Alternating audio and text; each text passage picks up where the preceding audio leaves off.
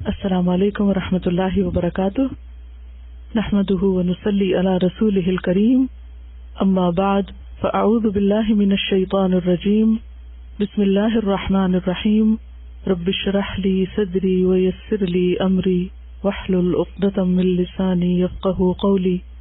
Page number 82. الشح.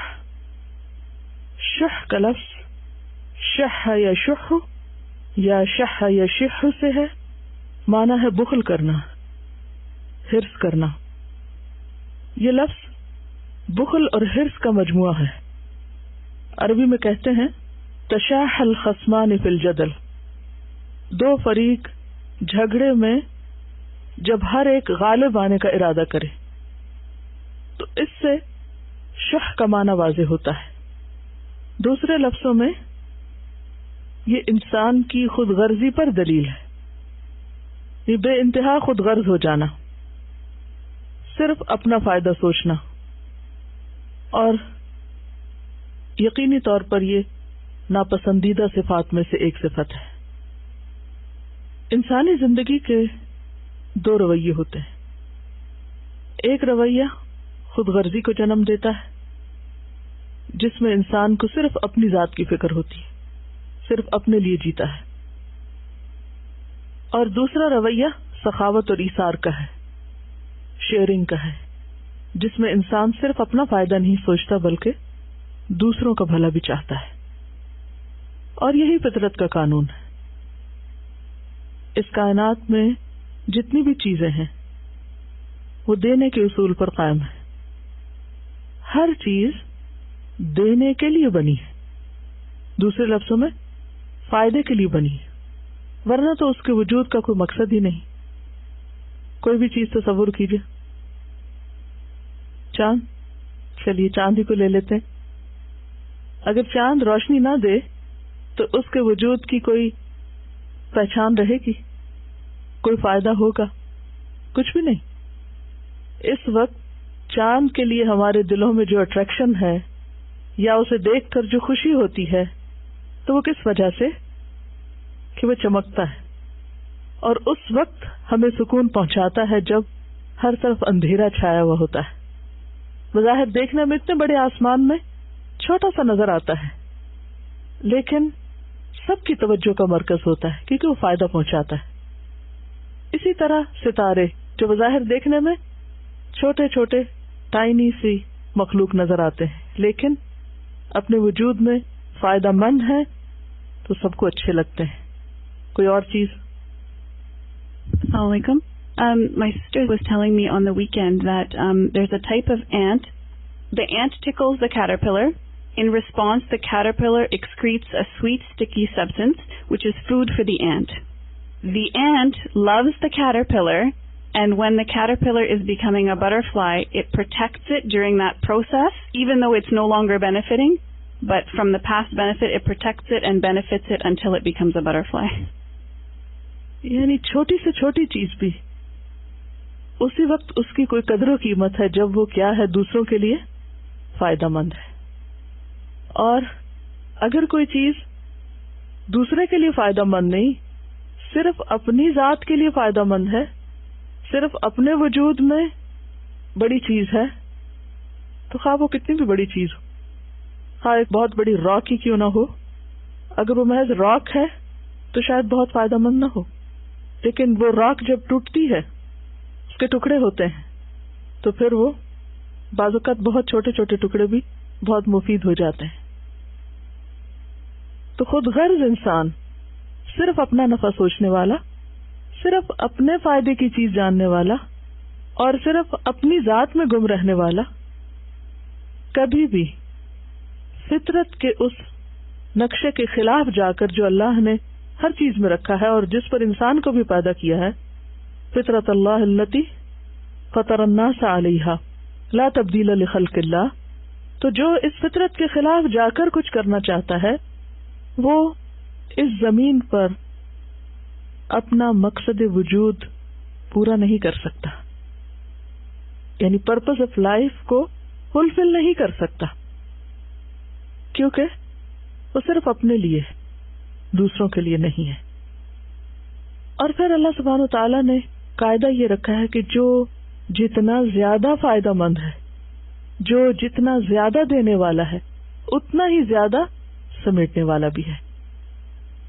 جتنا بڑا دل ہوگا اتنی ہی بڑی کامیابی ہوگی، اور جتنا چھوٹا دل ہوگا اور جتنی زیادہ نفس کی تنگی ہوگی، جتنی زیادہ حرص یا بخل ہوگا، خود غرضی ہوگی، اتنی ہی زیادہ انسان کے لیے مشکلات ہوں گی، اتنا ہی زیادہ دل کا سکون رخصت ہو جائے گا. جب دل کھلا ہو جاتا ہے، اور کھلا کب ہوتا ہے؟ جب ہم اس کی ڈی جنکنگ کرتے ہیں، اس میں سے خراب چیزیں نکال کے باہر ڈالتے ہیں، حسد اور بغض اور وہ تمام اخلاقی خرابیاں جو پیچھے ہم پڑ چکے ہیں، دوسروں کے خلاف کدورت، کینہ، نفرت، ان چیزوں کو جب انسان اپنے دل سے نکال دیتا ہے تو دل میں بہت بڑی جگہ بن جاتی ہے، اور جو ہی وہ جگہ بڑی ہوتی چلی جاتی ہے تو انسان زیادہ سے زیادہ دوسرے لوگوں کو فائدہ پہنچانے کی بات سوچنے لگتا ہے، اور اسی میں اس کی بقا ہے. وہ اس کا مادی وجود ختم بھی ہو جائے، وہ مر بھی جائے، تو بھی اس کو لوگ اس کے مرنے کے بعد کس وجہ سے یاد رکھتے ہیں؟ اس کی اس خیر کی وجہ سے جو وہ دوسروں کو پہنچاتا ہے، جس سے دوسرے فائدہ اٹھاتے ہیں.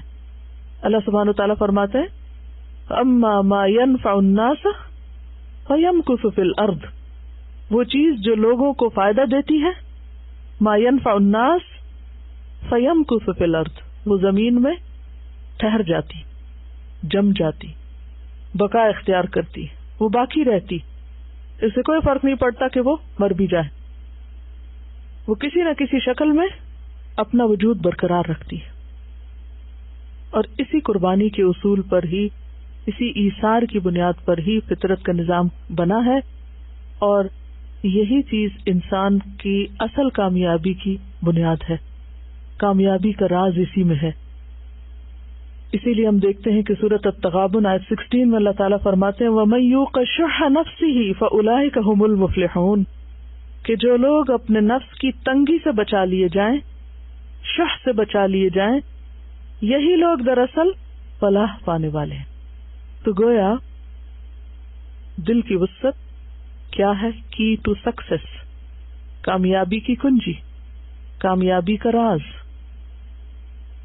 لیکن انسان کی ایک بہت بڑی ویکنس ہے کہ وہ اس سبق کو بھول جاتا ہے، اور جاننے کے باوجود اس چیز کے فائدے پھر وہ تنگی کا شکار ہو جاتا ہے. اسی لیے اللہ سبحانہ تعالیٰ نے فرمایا اور ہمیں خبردار کر دیا وَأُحْضِرَتِ الْأَنفُسُ الشُّحَّ، اور حاضر کر دی گئی ہے، رکھ دی گئی ہے، انفس یعنی نفسوں میں کیا؟ الشح، شح. کیوں حاضر کر دی گئی؟ کیوں رکھ دی گئی؟ امتحان کے لیے کہ وہ تو ہے، اس کے ہوتے ہوئے کون اس ویکنس پہ قابو پائے گا؟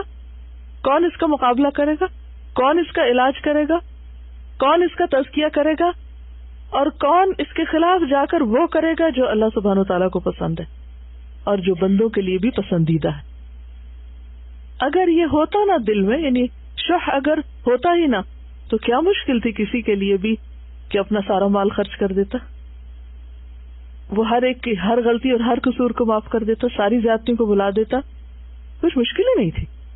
یہ شح ہے تو اس خوبی کو لانا بھی ایک جہاد ہے اور واقعی مشکل ہے، اور اس وقت تک ہو نہیں سکتا جب تک انسان کے اندر ایمان کی قوت نہ ہو. تو اللہ تعالیٰ فرماتے ہیں وَأُحْضِرَتِ الْأَنفُسُ الشُّحَّ، نفس تنگ دلی کی طرف جلد مائل ہو جاتے ہیں. اور علاج کیا بتایا؟ التغابن ہی میں وَإِن تُحْسِنُوا وَتَتَّقُوا فَإِنَّ اللَّهَ كَانَ بِمَا تَعْمَلُونَ خَبِيرًا، اگر تم احسان کرو اور تقوی اختیار کرو، یعنی اللہ سے ڈرتے رہو، تو یقیناً اللہ ساتھ اس کے جو بھی تم کرتے ہو وہ خبر رکھنے والا ہے. اللہ کو سب پتا ہے کہ کون کس کے ساتھ کس لیے کیا بھلائی کر رہا ہے. عموماً یہ تنگی کیوں ہوتی؟ دوسروں کے رویے کی وجہ سے. مثلا جب ہم یہ دیکھتے ہیں کہ کوئی ہمارے ساتھ اچھا نہیں کر رہا یا وہ ہماری ایکسپیکٹیشن پہ پورا نہیں اتر رہا، تو پھر اس وقت انسان کے اندر سویا ہوا یہ سانپ جاگ اٹھتا ہے. یہ بنیادی طور پر کیا ہے؟ ایک سانپ ہے، وہ جاگ جاتا ہے. اور جب سانپ جاگ جائے تو پھر کیا کرتا ہے؟ کاٹتا ہے نا. کس کو کاٹتا ہے؟ جو بھی نظر آ جائے. تو جب انسان اپنے ماحول کے اندر اپنے آس پاس کے لوگوں سے اس قسم کے سلوک کو دیکھتا ہے یا دوسروں کے رویے سے متاثر ہوتا ہے، تو اس کی کون سی حس فوراً کام کرنے لگتی ہے؟ شح کی. اس نے بھی تو میرے ساتھ یہی کیا ہے، اس نے بھی تو مجھے کچھ نہیں دیا، اس نے بھی تو فلاں موقع پر میرا ساتھ نہیں دیا. لیکن جب انسان اس چیز سے بچا لیا جاتا ہے، وَمَن يُوقَ شُحَّ نَفْسِهِ، اس شر سے محفوظ کر لیا جاتا ہے. اس کا یہ مطلب نہیں کہ وہ آتا نہیں، وہ آتا ہے لیکن وہ اس ڈنگ سے محفوظ ہو جاتا ہے کیونکہ وہ دوسرے کو نہیں، خود اپنے کو ہی کاٹ رہا ہوتا ہے اصل میں. دیکھیے جب دل میں تنگی اور نفرت اور غصہ غضب ہوتا ہے تو کون کاٹ رہا ہوتا ہے؟ کس کو؟ خود ہی کو پڑ رہی ہوتی ہے نا مار. تو اگر انسان فوری طور پر اس کے بچاؤ کا انتظام کرنے لگے تو ایسا انسان کامیاب ہو جاتا ہے، پرسکون ہو جاتا ہے، خوش ہو جاتا ہے. اور جب معاف کر دیتا ہے تو پھر اللہ بھی اس پر مہربان ہو جاتا ہے. اب دیکھیے کہ اگر ہم غور کریں کہ ہمارے پاس جو کچھ ہے وہ ہمارا اپنا نہیں، دیا ہوا نا کسی کا. جو کچھ بھی ہے ہمارے پاس، خواہ وہ مادی چیزیں، مال و متاع ہے، یا ہمارے جسم کی شکل میں مثلاً آنکھیں ہیں، کان ہے، زبان ہے، ہاتھ ہے، وغیرہ وغیرہ، عقل ہے، بولنے کی قوت ہے، یہ سب کچھ کیا ہے؟ اپنی پیدا کی ہوئی. کون سی چیز اپنی ہے؟ کوئی بھی تو نہیں، سب اس کا دیا. اولاد ہے، وسائل ہے، دنیا کے اندر بے شمار نعمتیں ملی ہیں، سب اس کی دی ہوئی. تو جب انسان ان ساری نعمتوں کو اپنی کمائی نہیں سمجھتا بلکہ اللہ کی دین سمجھتا ہے تو انسان کا رویہ کیا ہوتا ہے پھر؟ شکر گزاری کا. شکر گزاری کا پھر طریقہ کیا ہوتا ہے کہ ان نعمتوں کو کہاں لگایا جائے؟ اللہ کی مرضی کے مطابق استعمال کیا جائے، اللہ کی پسند میں لگایا جائے، اس کی راہ میں لگایا جائے، اس کے بندوں کے فائدے میں لگایا جائے، جو کچھ بھی. کیونکہ شح کا تعلق صرف مال سے نہیں، یہ صرف مال سے نہیں، اس میں بہت ساری چیزیں آتی ہیں. اس میں ساری نعمتوں کے بارے میں بخل آتا ہے. ٹھیک ہے نا؟ مثلا ہم ہاتھوں سے جو کام کر سکتے ہیں، یا آنکھوں سے جو کام لے سکتے ہیں، یا زبان سے جو لے سکتے ہیں، پاؤں سے جو لے سکتے ہیں، ساری نعمتیں آ جاتی. یعنی بخل جو ہے وہ صرف مال کا بخل نہیں، ہر اس چیز میں بخل ہوتا ہے جو انسان کو نعمت میں سے اللہ نے عطا کی ہے. آپ چاہیں تو ایک لسٹ اپنے پاس بنا سکتے ہیں کہ کیا کچھ ہے میرے پاس. تو جب انسان کا ایک شکر گزاری کا رویہ ہوتا ہے تو اس وقت وہ ان ساری نعمتوں کو دوسروں کے بھلے اور دوسروں کے فائدے کے لیے خرچ کرنے لگتا ہے. اور جتنا جتنا زیادہ خرچ کرتا ہے اتنا اتنا اس کا شح ختم ہوتا جاتا ہے، اس کے دل کی تنگی ختم ہوتی جاتی. وَمِمَّا رَزَقْنَاهُمْ يُنْفِقُونَ. اس کا جو دائرہ کار ہے وہ بہت وسیع ہے، وہاں صرف صدقہ خیرات یا زکوٰۃ نہیں ہے، مما رزقناہم میں سب کچھ آ جاتا ہے. تو جو کچھ ہمیں ملا ہے ہمارا کیا فرض بنتا ہے؟ شکر گزاری کے لیے دینے والے کو لوٹائیں. اب اس کو تو نہیں چاہیے نا خود، وہ تو ہر چیز سے بے نیاز ہے. اللہ الصمد، وہ کیا چاہتا ہے ہم سے کہ ہم اس کے بندوں کی طرف اس خیر کو لوٹائیں، اس کی مخلوق پر اس کو خرچ کریں، اور ایسا کرتے ہوئے اس کی رضا کو مد نظر رکھیں. کیونکہ بعض اوقات ایسا ہو رہا ہوتا ہے کہ ہم اسے بندوں کے لیے خرچ کر رہے ہوتے ہیں، مثلا باپ اپنی اولاد کو خرچ کر رہا ہے، یا کوئی بھی شخص اپنے متعلقین پہ کچھ خرچ کر رہا ہے، لیکن اس خرچ کرنے میں مقصد اور مطلب کچھ اور ہوتا ہے، غرض کچھ اور ہوتی ہے. شح کب ختم ہوتا ہے؟ جب انسان اللہ کا دیا ہوا اللہ ہی کی خاطر خرچ کرے، اللہ ہی کی رضا میں خرچ کرے، اس کی نافرمانی کے کاموں میں خرچ نہ کرے. اب آپ ایک ایک نعمت کو دیکھیے. مثلا آپ کو مال ملا، اب خرچ کرنے کا ایک مقصد یہ ہو سکتا ہے کہ آپ اس کے ذریعے دکھاوا کریں، اسراف کریں، نمائش کریں، خود بڑا بننے کی کوشش کریں، اس کے ذریعے دوسروں پہ دھونس جمائیں. اور اس کے مقابلے میں دوسرا رویہ کیا ہو سکتا ہے؟ ينفقون تو کریں مگر اسی کے لیے کریں، کسی اور مطلب اور غرض کے لیے نہ کریں. کیونکہ اگر غرض کوئی اور شامل ہوگی، دیکھیں یہاں بھی خود غرضی ہو جاتی ہے. بعض اوقات کیا ہوتا ہے کہ لوگ بڑے بڑے مال خرچ کرتے ہیں لیکن پیچھے غرض کیا ہوتی ہے؟ ناموری کی خواہش ہوتی ہے، مطلب کچھ اور ہوتا ہے. کیا یہ شکر ادا کرنا ہے؟ إِلَّا ابْتِغَاءَ وَجْهِ رَبِّهِ الْأَعْلَى وَلَسَوْفَ يَرْضَى، کہ جو کچھ دے رب اعلیٰ کی رضا کی خاطر دے، اس کے بتائے ہوئے طریقے کے مطابق دے. مثلا آنکھوں کے ساتھ کیا کام لے، آنکھوں کو کیسے خرچ کرے اس کی راہ میں، غور و فکر کرے، اس کا کلام پڑھے، ممنوع چیزوں سے پرہیز کرے، اور ہاتھ، زبان، پاؤں، دماغ کی طاقت. اب دیکھیں ہم ہر وقت کچھ کچھ سوچتے رہتے ہیں، تو ذرا اپنے اندر بھی جھانک کے دیکھ لینا چاہیے کیا سوچتے رہتے ہیں، کیوں سوچتے ہیں، کہاں دماغ لگایا ہوا ہے، کہاں دماغ خرچ کر رہے ہیں، کیا اس کی خاطر، اس کے لیے، یا اپنے ہی مسئلے مسائل میں الجھے ہوئے اور صبح سے شام تک انہیں جھنجھٹوں سے فرصت نہیں. کسی تعمیری کام میں دماغ لگ سکتا ہے؟ اگر ہمارا دماغ منفی سوچوں کا شکار رہے تو ہم کوئی مثبت کام کر سکتے، کوئی بہتر کام کر سکتے؟ کچھ بھی نہیں. سارا وقت تو گزر گیا اسی میں، کوئی کار خیر کرنے کے لیے تو وقت ہی نہیں بچا کہ ذہنی طاقت وہاں لگے. اس سے پہلے کہ وہاں لگے وہ پہلے ہی تھک چکا. میں مال کی بہت مثالیں اس لیے نہیں دے رہی کہ وہ سب کو پتا ہے اور بہت واضح ہے. دل کا صدقہ کیا ہوتا ہے؟ دوسرے کے بارے میں اچھا گمان کرنا. یہ بھی دل کی تنگی ہوتی ہے نا، کسی کو اچھا مشورہ نہ دینا، کسی کو اچھی راہ نہ بتانا کہ اگر اس کو بتا دیے تو پھر یہ بھی میری طرح ہو جائے گا، کسی کے امتحان میں مدد نہ کرنا. یہ سب دل کی تنگی کی علامتیں. تو جب دل کھل جاتا ہے اور اللہ کے لیے کھلتا ہے اور انسان کو یقین ہوتا ہے کہ رب اعلیٰ کی رضا اس کو مل کر رہے گی، تو پھر اس کے لیے کچھ بھی مشکل نہیں رہتا.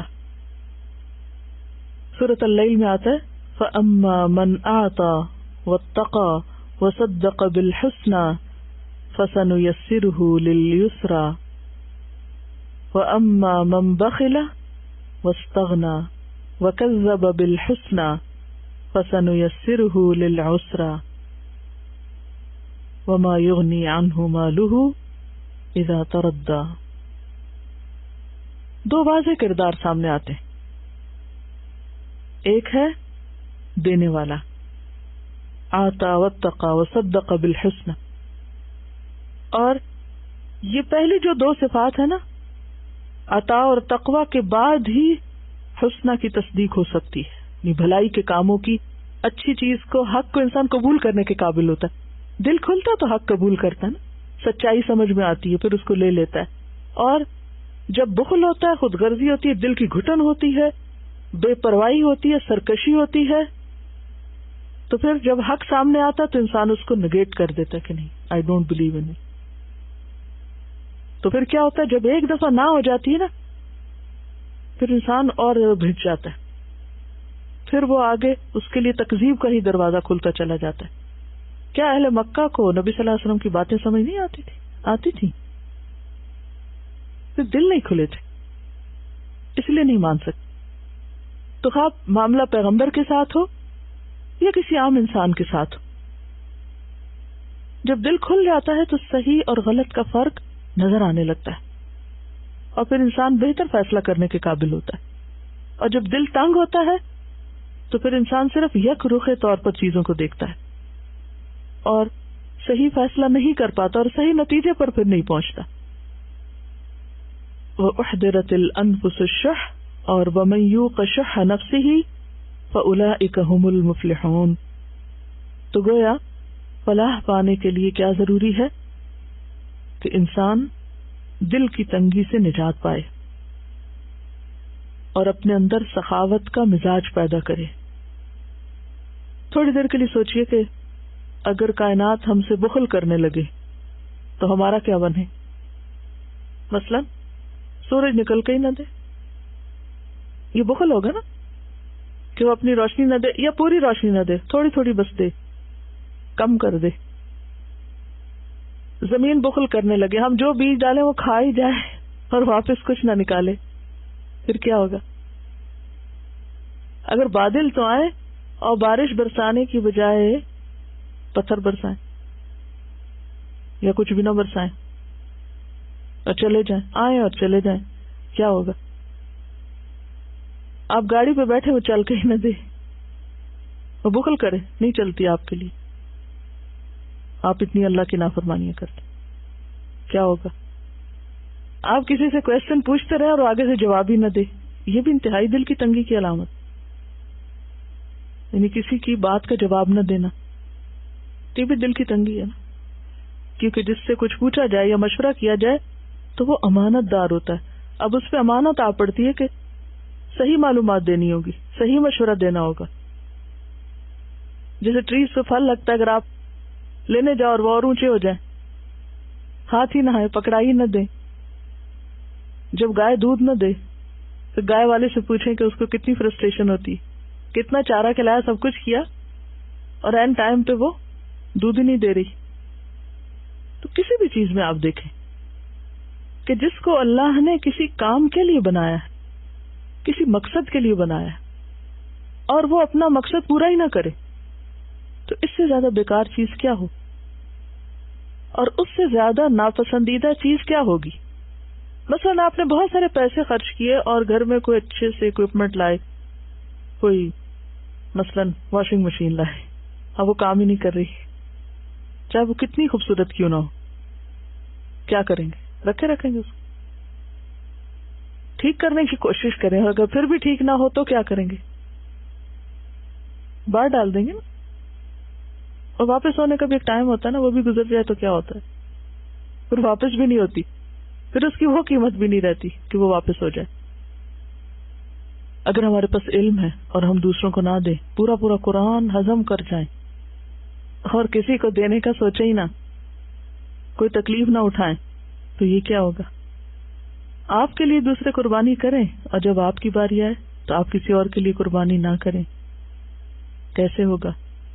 کیونکہ سخاوت ہو نہیں سکتی جب تک انسان اپنی بلانگنگ قربان نہیں کرتا.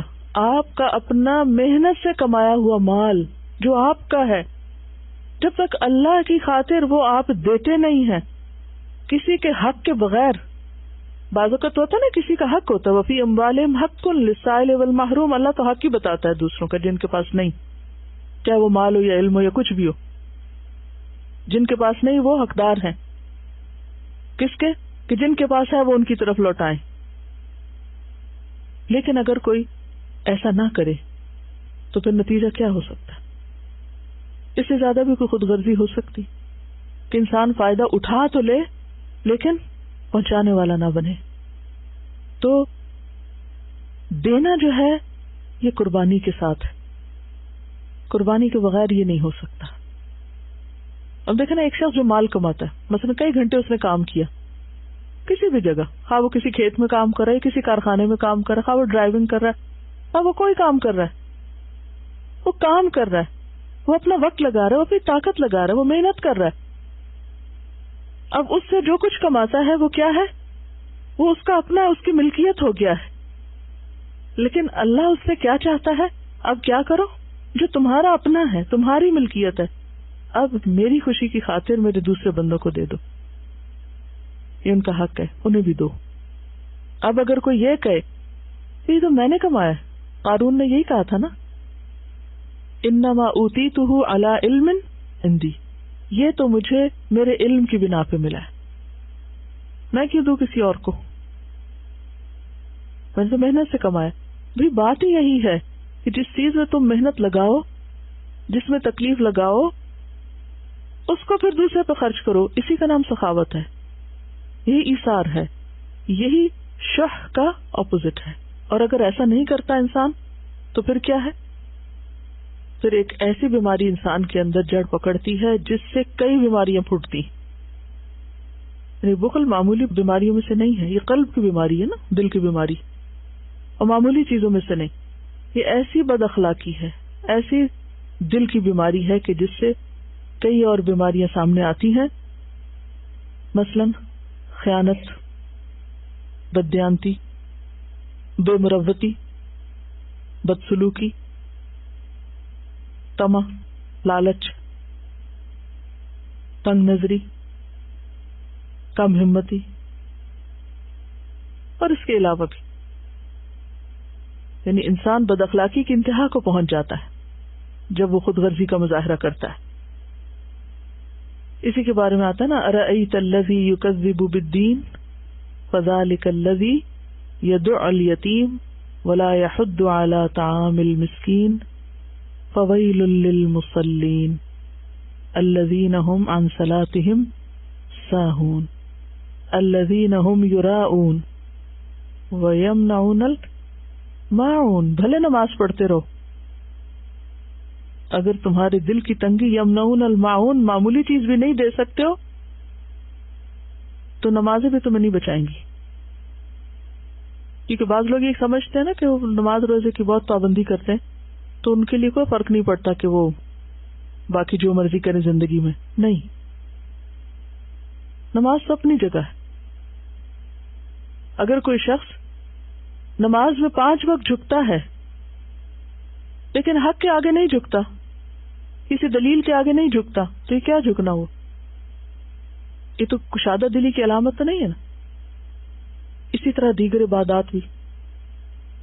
اچھا ہوتا کیا ہے کہ اس بخل اور دل کی تنگی کی وجہ سے انسان دوسرے کو سخاوت تو کیا، حق کے بغیر کیا، حق دینا بھی نہیں چاہتا، حق سے بھی محروم کر دیتا ہے. یعنی بعض اوقات یہ مرض اتنا بڑھ جاتا ہے کہ حقداروں کے حقوق بھی انسان فراموش کر دیتا ہے. مثلا زکوٰۃ میں جو حقدار ہیں یا عام روزمرہ زندگی میں ہمارے خیر اور بھلائی کے جو لوگ حقدار ہیں، مثلا ماں باپ کا حق ہے، اور آپ نے پڑھا ہوگا کہ وہ حق صرف ان پہ مال خرچ کرنا نہیں ہے بلکہ ان کے کئی ایک حقوق ہیں. ان کا ادب، عزت، احترام، ان کو خوش کرنا، ان کی خدمت کرنا، کئی ایک چیزیں آ جاتی ہیں نا اس میں.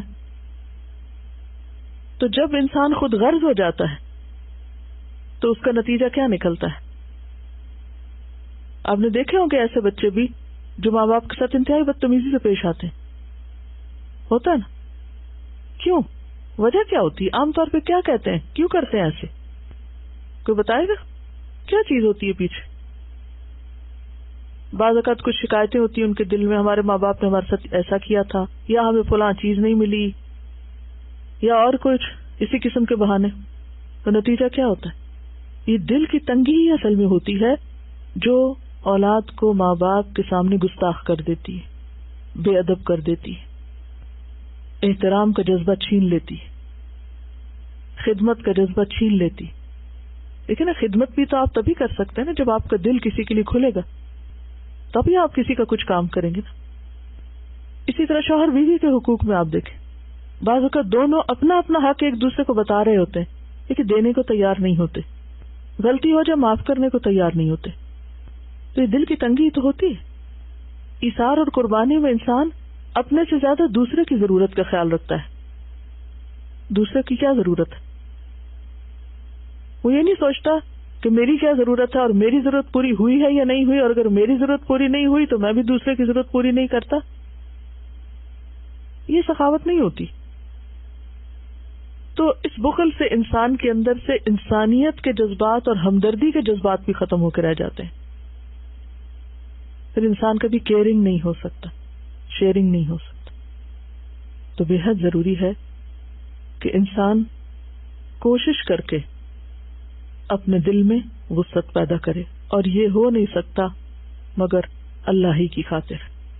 جب تک اس بڑے اجر اور بڑے ریوارڈ کی انسان کو توقع نہ ہو، اس کا یقین ہو، صرف توقع نہیں یقین نہ ہو، تو انسان ایسا کر نہیں سکتا. تو گویا شح پر کیا ہے؟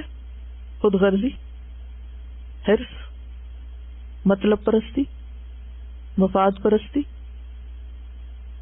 دوسروں سے فائدہ اٹھانے کی نیت، دوسروں سے صرف فائدہ اٹھانا لیکن فائدہ پہنچانے کا نہ سوچنا، خیر خواہی کی بجائے دوسرے کی بدخواہی چاہنا، جبکہ دین کیا ہے؟ الدین النصیحہ، سراسر خیر خواہی کا نام. تو ایسا شخص پھر خیر خواہی نہیں کرتا بلکہ بدخواہ ہو جاتا ہے دوسرے کا، کیونکہ دوسرے کو خیر نہیں چاہتا. اور یہ انتہائی گھٹیا کردار ہوتا ہے، انتہائی پست کردار. اہل ایمان کی صفت کیا بتائی گئی؟ وَيُؤْثِرُونَ عَلَىٰ أَنفُسِهِمْ وَلَوْ كَانَ بِهِمْ خَصَاصَةٌ، وہ اپنی ذات پر دوسرے کو ترجیح دیتے خواہ وہ خود بھوکے ہی کیوں نہ. اپنا حق چھوڑ دیتے، دوسروں کو اپنے پر فوقیت دیتے، ترجیح دیتے، اس کو آگے کرتے، خود پیچھے ہو جاتے، خواہ وہ خود ضرورت مند ہی کیوں نہ. یہ کون کر سکتا ہے؟ اس کے لیے بڑا دل چاہیے نا، کھلا دل چاہیے نا. یہ کون کر سکتا ہے؟ انصار مدینہ اس کی مثال ہے، کیونکہ ان کی ایمان کا درجہ جو ہے وہ بہت ہی اونچا تھا، جس کا دل مومن ہو. اسی لیے نبی صلی اللہ علیہ وسلم نے فرمایا، عن ابی ہریرہ قال قال رسول اللہ صلی اللہ علیہ وسلم لا يجتمع الشح والایمان فی قلب عبد ابدا، رواہ النسائی کتاب الجہادی. سیدنا ابو ہریرہ رضی اللہ عنہ سے روایت ہے کہ رسول اللہ صلی اللہ علیہ وسلم نے فرمایا، بخل اور ایمان کسی انسان کے دل میں جمع نہیں ہو سکتے. بخل اور ایمان اکٹھے نہیں ہو سکتے. اگر حقیقی ایمان آئے گا تو وہ خود بخود کیا کرے گا؟ صفائی کرتا جائے گا، نکالتا جائے گا باہر. کس کو؟ تنگی کو، بخل کو. تو اس کا علاج کس میں ہے؟ ایمان میں ہے. ایمان کے اپوزٹ ایک تو صریح کفر ہے، اور ایک اور چیز بھی ہے جو ایمان کی دشمن، اور وہ ہے منافقت، نفاق، دل کا مرض. اور منافقت کے پیچھے بھی بڑی وجہ کیا تھی؟ اگر آپ منافقین کے کردار کو یاد کریں تو اصل چیز کیا تھی؟ دنیا کی محبت تھی. اسلام بھی انہوں نے کس لیے قبول کیا تھا؟ دنیاوی فائدوں کے لیے. جب انہوں نے دیکھا کہ اسلام سے ان کی عزت بن سکتی ہے، اسلام کا نام لینے سے ان کو دنیاوی فائدے حاصل ہو سکتے ہیں. مثلا جنگ بدر میں جب بہت سا مال غنیمت آیا تو اس کے بعد کچھ ایسے لوگ اسلام میں داخل ہوئے تھے کہ ہمیں بھی غنیمتوں میں سے کچھ حصہ مل جائے گا. جب قربانی کا وقت آتا تھا چھپ جاتے تھے ادھر ادھر، آگے نہیں بڑھتے تھے، جہاد میں شریک نہیں ہوتے تھے. لیکن جب نبی صلی اللہ علیہ وسلم غنائم کے ساتھ لوٹتے تھے تو اس وقت چرب زبانی کے ذریعے اپنے کارنامے سنا کر اپنا حصہ نکلوانے کی کوشش کرتے تھے. تو اسلام سے بھی ان کا تعلق دراصل دنیاوی فائدے کا تعلق تھا، کہ انہیں یہ نظر آ رہا تھا کہ اب اسلام کا نام لے کر دنیا زیادہ بہتر طور پہ بن سکتی ہے. تو اگر کوئی بھی شخص خواہ اس دور میں ہو یا آج ہو، دنیاوی فائدوں کی خاطر اسلام کا لبادہ اوڑھے، دیندار اس لیے بنے کہ اس میں اسے بہت عزت مل جائے گی اور دوسروں پہ بڑی دھونس اور بڑائی کام کرنے کا موقع مل جائے گا، ایک خاص قسم کا احترام حاصل کر لے گا انسان، یا کچھ دنیاوی فائدے حاصل ہو جائے، کوئی شہرت حاصل ہو جائے گی، تو یہ ایمان نہیں ہے. اسی وجہ سے آپ دیکھیں کہ بسا اوقات دینداری کے ہوتے ہوئے، دینداری کا لبادہ اوڑھنے کے باوجود، ایسے لوگ جو بظاہر دیندار ہوتے ہیں، جب ان سے معاملہ کیا جائے تو وہ بالکل ایک دوسرے انسان نظر آتے ہیں. نمازیں ان کی بہت اچھی ہوگی، روزے بھی رکھ لیں گے، لیکن جب معاملہ کریں گے تو اس میں دل کی تنگی ہوگی. مثلا کسی جھگڑے کے موقع پر اگر ہم سیلف انالیسس کریں اور اپنے آپ کو دیکھیں کہ مختلف مواقع پر میرا طرز عمل اور میرا رویہ کیا ہوتا ہے، اس میں نمبر 1، جب کسی سے جھگڑا ہو، خواہ وہ ہسبینڈ وائف ہو یا بچوں کے ساتھ ہو معاملہ، کیونکہ زیادہ تر ہمارا تعلق انہی کے ساتھ ہی ہوتا ہے نا. یا کوئی رشتے دار ہوں، بہن بھائی ہوں، خاندان برادری کے لوگ ہوں یا کلیگز ہوں، کوئی بھی ہوں. منافق کی علامات میں سے ایک علامت یہ بتائی گئی ہے نا، کیا کہ جب وہ جھگڑا کرے تو گالی گلوچ پہ اترے، آپ میں سے باہر نکل جائے، حدیں پار کر جائے. اور کون سا موقع ہو سکتا ہے کہ جب انسان اپنے آپ کو جج کر سکتا ہے؟ لین دین کے معاملات، خوشی اور غمی کے مواقع. ہم سب اپنے آپ کا جائزہ لیں کہ ہماری خوش گفتاری کب ہوتی ہے، کہاں ہوتی ہے اور کہاں نہیں ہوتی. کسی کا نہ سوچیں، ہم سب اپنا اپنا سوچیں. ہم کہاں خوش گفتار ہوتے ہیں؟ خوش گفتار کا معنی آتا ہے کہ میں بہت ہائی اردو میں بول رہی، ایسا نہ ہو کہ بات ہی سمجھنا ہے. خوش گفتار کون ہوتے ہیں؟ یعنی جن کی باتیں خوش کر دے، خوش کن باتیں کرنے والے، کہ جو دوسروں کو خوش کر دے. ہماری خوش گفتاری کہاں ہوتی اور کہاں نہیں ہوتی؟ جب مطلب ہوتا ہے، جب وہ پورا ہو جاتا ہے تو پھر وہ سٹائل بھی بدل جاتا ہے. اور سوچیے، غور کیجیے، ہم سب کو اپنا اپنا جائزہ لیں. یعنی اگر کہیں کوئی بحث ہو رہی ہو یا کوئی آرگیومنٹ ہو جائے اور مد مقابل جو سامنے والا ہے جس سے بھی ہم بات کر رہے ہیں، کوئی بھی ہو سکتا ہے، خواہ کوئی دکاندار ہو یا کوئی بھی شخص ہو، خواہ کوئی راہ جاتا ہی ہو، تو جب وہ ہمارے ساتھ اگری نہ کرے ڈس اگریمنٹ کے موقع پر، تو اس وقت ہمارا ٹیمپرامنٹ کیا ہوتا ہے؟ This is embarrassing, but maybe it will help someone. I was on the phone with someone on the weekend, and I hadn't talked to them in a long time, and I was really happy to talk to them, and it was great and whatever. And then I looked at the clock, and it was 5 minutes and 10 minutes and 15 minutes. And then I started to get tense that, like, she's wasting my time. And by the end of the conversation, I think I was actually quite rude, because I was being stingy with my time, and she wasn't making me happy anymore, and I didn't care if she was happy with me. I just wanted to get off the phone. اصل میں یہ ہے کہ عام روزمرہ زندگی میں شیطان آتا، وار کر کے بھاگ جاتا اور ہمیں پتہ بھی نہیں چلتا، اور ہم پھر بعد میں سوچتے او ہو غلطی ہو گئی. بچوں کے ساتھ ہم کیا کرتے ہیں؟ وہ ہمارا سب سے بڑا ٹیسٹ ہوتا ہے، کیونکہ وہ ہمارے بس میں ہوتے ہیں. یعنی رعایت نہیں دینے کو تیار ہوتے ہیں کہ چلو کوئی بات نہیں، اگنور کر دیں، 5 منٹ اور دیکھ لیں. کبھی کبھی ان کے ساتھ فارملی بات کرنے کی ضرورت ہوتی ہے، لیکن موقع کی مناسبت سے، ہر وقت نہیں. کیونکہ انسان کا پتہ وہیں چلتا ہے کہ وہ اپنے بڑے کے ساتھ کیسا اور اپنے چھوٹے کے ساتھ کیسا.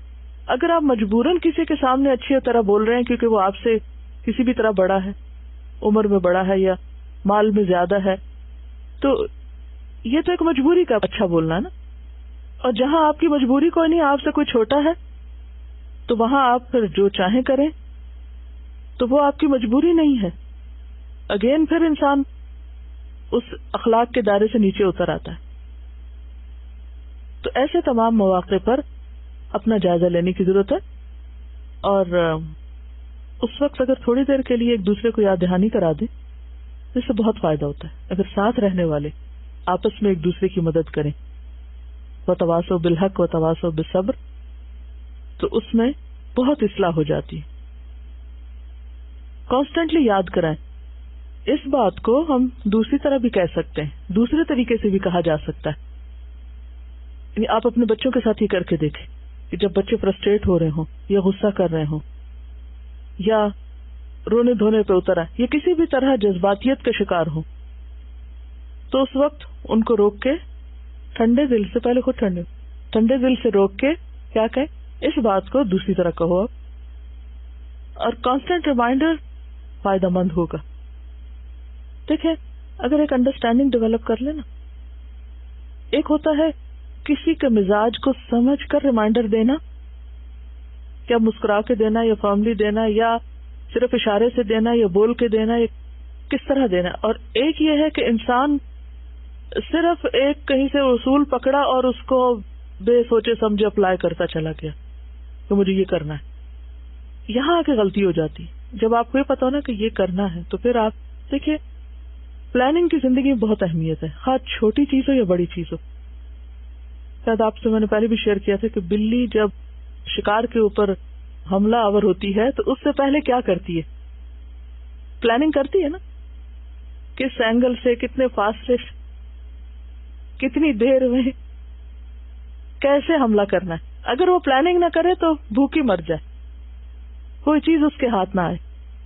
تو اسی طرح بچوں کے ساتھ معاملہ کرتے ہوئے بھی آپ کو یہ پلاننگ ضرور کرنا ہے اور اپنی عقل کو بھی استعمال کرنا ہے کہ کہاں کس موقع پر زور سے بولنا ہے، کہاں کس موقع پر خاموشی اختیار کرنی، کہاں غلطی دیکھتے ہوئے اگنور کر جانا ہے، کہاں رعایت دینی، کہاں نہیں دینی.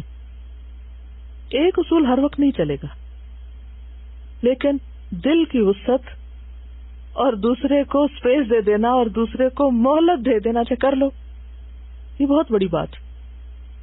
اور پھر آپ دیکھیں گے خود ریئلائز کریں گے ہاں I was wrong. Make them سے آئی واز رانگ. یہ نہیں کہ ہم ان کے اوپر زبردستی ان کو ٹھوس کے بتائیں کہ یو ور رانگ اور پھر وہ وقتی طور پہ چپ ہو جائیں اور بعد میں اپنے دل میں ایک سرکشی لے کے اٹھے کہ ہم کریں گے وہی جو ہمارا دل چاہتا ہے. کیا فائدہ ایسا؟ جبر سے کچھ منوایا نہیں جا سکتا. السلام علیکم. میرا چھوٹا بیٹا 10 سال کا ہے. اسی طرح کبھی میرے پاس روتا دھوتا یا جذباتی ہو کے آتا ہے تو میں اسے ہمیشہ ہی کہتی ہوں کہ کام ڈاؤن، ریلیکس، بیٹھو، میں تمہیں سن رہی ہوں، آئی ایم لسننگ. وہ بیٹھتا ہے، جب کام ڈاؤن ہوتا ہے آدھی بات وہ اسے جو غم ہوتا ہے وہ اپنا آدھا غم اس سے ریلیکس ہونے میں ہی بھول جاتا ہے اور پھر وہ بات جب آرام سے کہتا ہے تو اس کو میری بات بھی سمجھ آتی ہے اور انڈرسٹینڈ بھی کرتا ہے پھر بہت اچھی طرح. کیونکہ رونا اور بات کرنا یا ہنسنا اور بات کرنا یہ دوسرے کو اریٹیٹ کرتا ہے، تو دوسرے کو ہم اپنی بات سمجھا نہیں پاتے. بات کرتے وقت جذبات کو جتنا ہم الگ کر لیتے ہیں اتنی ہی زیادہ بات دوسرے کی سمجھ میں آتی ہے، اور جتنے زیادہ ہم اس وقت جذباتی ہو جاتے ہیں خواہ خوشی میں یا غم میں، دونوں اعتبار سے ہم دوسرے کو اپنا نقطہ نظر نہیں سمجھا پاتے اور وہ بات اثر نہیں کرتی، فائدہ مند نہیں رہتے ہم. بات وہی ہے نا کہ ہمیں فائدہ مند بننا ہے، دوسروں کا خیر خواہ بننا ہے، دینے والا بننا ہے، اور وہ دیا نہیں جا سکتا جب تک ہمارا انداز اور طریقہ درست نہ ہو، خواہ وہ نصیحت ہو یا خیر خواہی ہو یا مال ہو یا کچھ بھی. ہاں آپ کسی کو کوئی بہت قیمتی تحفہ بھی دے رہے ہوں، اگر وہ بھی آپ اس جذبے کے ساتھ نہیں دیتے تو دوسرے کے لیے اس کی کیا ویلیو ہوگی، کیا قدر و قیمت ہوگی.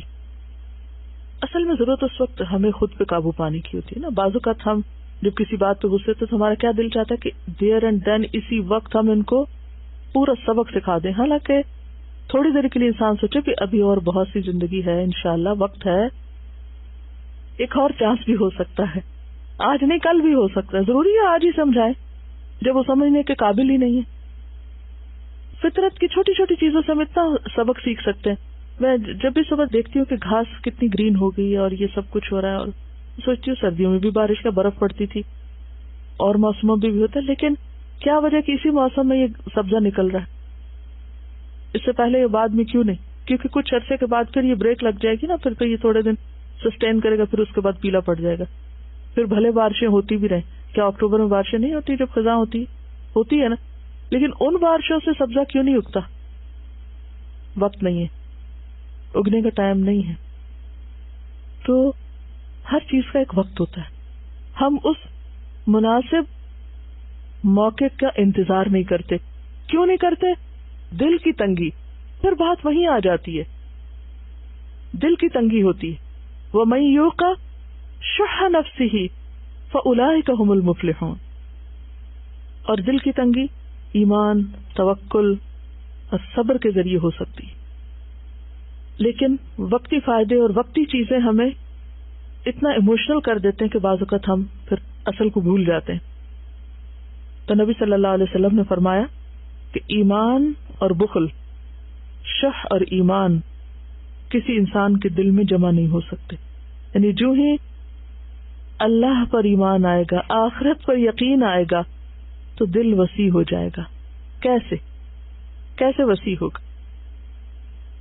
بعض اوقات ایسا ہوتا ہے کہ آپ کسی کے ساتھ بھلا کر رہے ہوتے ہیں اور وہ اس کی قدر نہیں کرتا، اس کو آپ کی بھلائی نظر ہی نہیں آتی. کبھی ہوتا ہے ایسے کہ آپ نے اس پہ کوئی احسان کیا، وہ مانتا ہی نہیں. بار بار بچوں کی مثال دینا بھی اچھا نہیں لگتا، لیکن عموماً یا کوئی رشتہ دار یا کوئی بھی. اب ایسے میں انسان کیا سوچتا ہے، میں نے بھی نہیں کرنا اس کے ساتھ. ایک خاموش پلاننگ کر رہا ہوتا ہے نا کہ ٹھیک ہے اس نے یہ کیا، میں بھی نہیں کروں گا.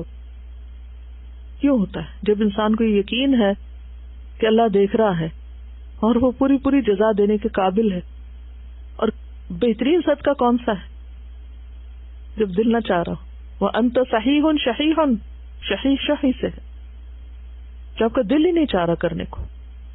اس وقت اگر آپ دل پہ قابو پا کے کر ڈالتے ہیں تو صرف اس وقت کریں گے جب آپ کو یہ پتا ہو کہ میرا رب اسے دیکھ رہا ہے اور وہ گن رہا ہے اور لکھ رہا ہے اور پوری پوری جزا دینے پہ قادر ہے. لیس للانسان الا ما سعى وان سعيه سوف يرى ثم يجزاه الجزاء الاوفى. تو بات یہ ہے کہ انسان کے لیے اصل میں کیا ہے؟ کوشش کرتے رہنا، اور اس کی کوششیں دیکھی جائیں گی، پھر وہ اس کو جزا دے گا، بھرپور جزا، مکمل جزا. ایک ذرے برابر بھی کسی پہ ظلم نہیں کیا جائے گا. یہ ایمان اور یقین ہی ایسی چیز ہے کہ جو انسان کو ہر موقع پر خیر کرنے کی تقویت دیتی ہے. کوئی اس کے ساتھ بھلا کرے تب بھی اور نہ کرے پھر بھی وہ کرتا چلا جاتا ہے، کیونکہ اسے سامنے والے سے جزا نہیں چاہیے، اسے جزا کہیں اور سے چاہیے، اور وہ جس کے لیے کوشش کر رہا ہے وہ دیکھ رہا ہے اور وہ دے گا. یہ آخرت پر ایمان کی وجہ سے.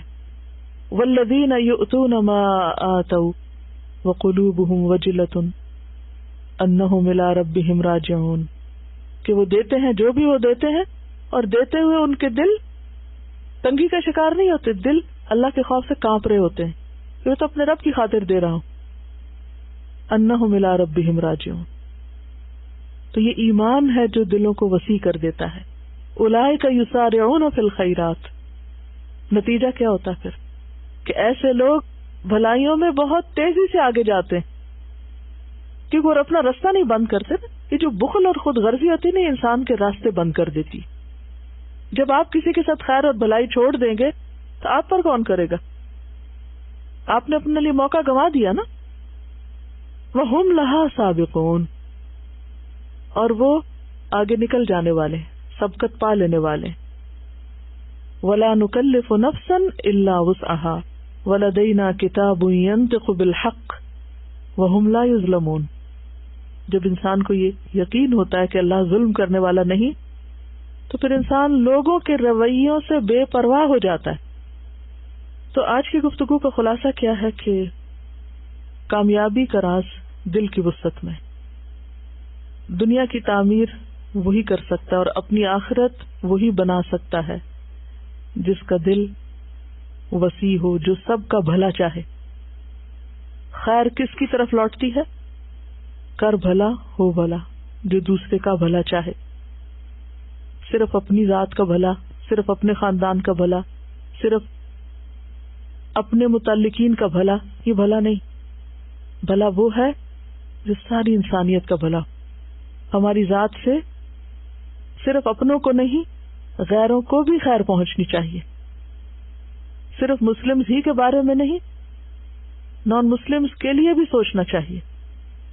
صرف انسانوں کے لیے نہیں، جانوروں کے لیے بھی سوچنا چاہیے. صرف جانوروں کے لیے نہیں، ماحول کے لیے بھی سوچنا چاہیے. ہر ایک کی خیر اور ہر ایک کے لیے بھلا. اسی صورت میں قیامت کے دن یہ زمین اور یہ سب ہمارے لیے گواہی دیں گے کہ ہم نے بس کوئی ہمیں نہیں دیکھ رہا، لیکن ہم زمین پہ ایسی چیزیں نہیں پھینک رہے، نہیں پھیلا رہے وہ پولوشن. تو وہ کیا ہے؟ دراصل اپنے لیے اور دوسرے انسانوں کا بھلا چاہ رہے ہیں نا. بھلا صرف اس صورت میں نہیں چاہنا ہوتا کہ آپ کسی کو کچھ دیں، بھلا اس صورت میں بھی کہ آپ ان کو ایک اچھا صاف ماحول دے کر جائیں. تو دلوں کی وسعت ہی کامیابی کی ضمانت ہے. وَمَن يُوقَ شُحَّ نَفْسِهِ فَأُولَٰئِكَ هُمُ الْمُفْلِحُونَ. اصل میں یہ نا کہ ہم صرف دین کے جو باتیں ہیں نا صرف محدود معنوں میں لیتے ہیں. اگر بخل کا لفظ ہے تو صرف مال آتا ہے ہمارے ذہن میں اور کچھ بھی نہیں آتا.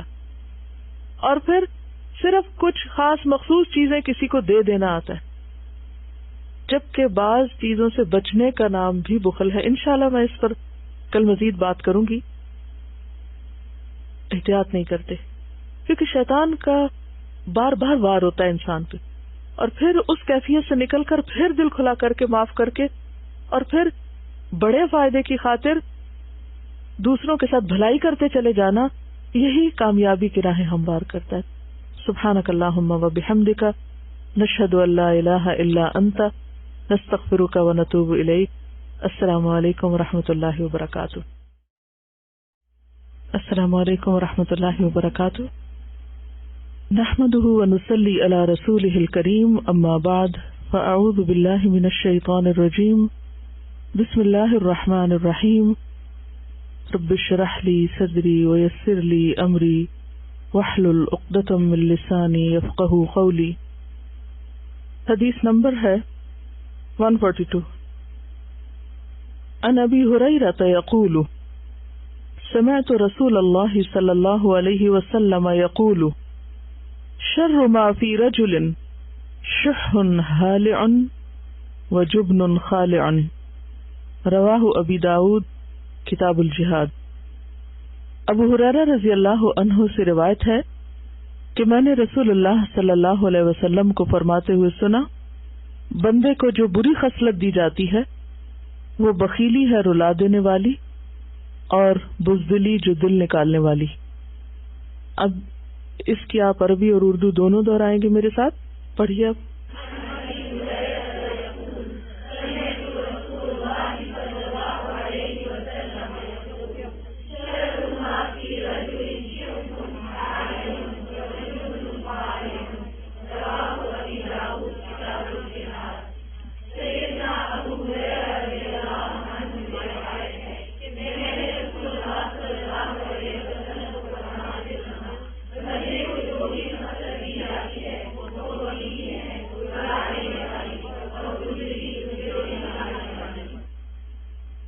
لفظی ترجمہ. عن ابی ہریرہ، ابو ہریرہ رضی اللہ عنہ سے روایت ہے، یقول وہ کہتے ہیں، سمعت میں نے سنا رسول اللہ صلی اللہ علیہ وسلم سے، یقول آپ فرماتے تھے، شر برائی، ما جو، فی رجل کسی شخص میں ہو، یعنی کسی شخص کے برا ہونے کی علامت کیا ہے یا اس میں کون سی بدترین خصلت ہو سکتی ہے. شح بخل، تنگ دلی، ہالع رلا دینے والی، کڑھانے والی، جس کی وجہ سے انسان کڑھن میں مبتلا رہے، جلتا کوڑتا رہے. وجبن اور بزدلی، خالع گھبرا دینے والی، دل نکال دینے والی. اسے ابو داؤد نے روایت کیا ہے. انسان کے اندر بہت سی ویکنیسز ہوتی ہیں، بہت سی خامیاں ہوتی ہیں. ان میں سے کچھ ایسی خامیوں کا ذکر کیا جا رہا ہے جو انسان کے لیے انتہائی نقصان دہ ہیں. ان میں سے ایک کیا ہے؟ شح ہالع. شح کا معنی تو آپ کو معلوم ہے، لیکن لفظ ہالع غور طلب ہے. ہالع کا لفظ جو ہے یہ ہلع سے ہے. ہلا باب سمع سے ہو تو مانا ہوتا ہے بھوکا ہونا. جب انسان بھوکا ہوتا ہے تو اس کی کیفیت کیا ہوتی ہے؟ بھوک میں آپ کی فیلنگ کیا ہوتی ہے؟ خوشگوار، تکلیف دہ. اس وقت کسی کو بھوک لگی نہیں، اسی لیے کہتے ہیں نا کہ بھرے پیٹ سے علم نہیں حاصل ہوتا. جی، باب سمع سے ہلع ہو تو مانا ہوتا ہے بھوکا ہونا، اور ہلع لالچی ہونا. اور ہلوعا کا لفظ آپ نے پڑھ رکھا ہے، ان الانسان خلق ہلوعا اذا مسہ الشر جزوعا واذا مسہ الخیر منوعا الا المصلین. تو ہلوعا کا کیا مطلب پڑا تھا؟ تھوڑ دلا، لالچی اور بخیل کے معنوں میں بھی آتا ہے. ڈرپوک، مصائب پہ صبر نہ کرنے والا. اور ہالع کہتے ہیں تیز رفتار شتر مرغ کو. اور اس سے پھر شحن ہالع ہے بخل کی ایسی شدت، شدید بخل جس کی وجہ سے انسان غم میں مبتلا رہے. تنگ دلی ویسے ہی ایک مصیبت ہے، کیونکہ جب انسان کا دل چھوٹا ہوتا ہے، تنگ ہوتا ہے، وہ حریص ہوتا ہے، تو اس کے اندر خود بخود بے چینی اور بے سکونی پیدا ہو جاتی ہے. لیکن اگر وہ شح ہالع بھی ہو جائے تو پھر وہ انتہائی کیفیت کا نام ہے کہ جس کی وجہ سے انسان ایک ایسے کرب اور درد اور پریشانی میں مبتلا رہتا ہے کہ جسے کسی پل چین نہیں.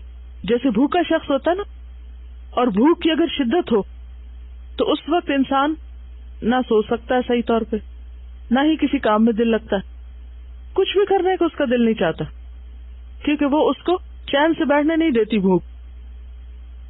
تو بالکل اسی طرح جسے مال کی بھوک لگ جائے، اور بھوک بھی ایسی کہ وہ ساری خیر اپنے لیے سمیٹنا چاہتا ہو انسان، تو پھر اس کی کیفیت کیا ہوگی؟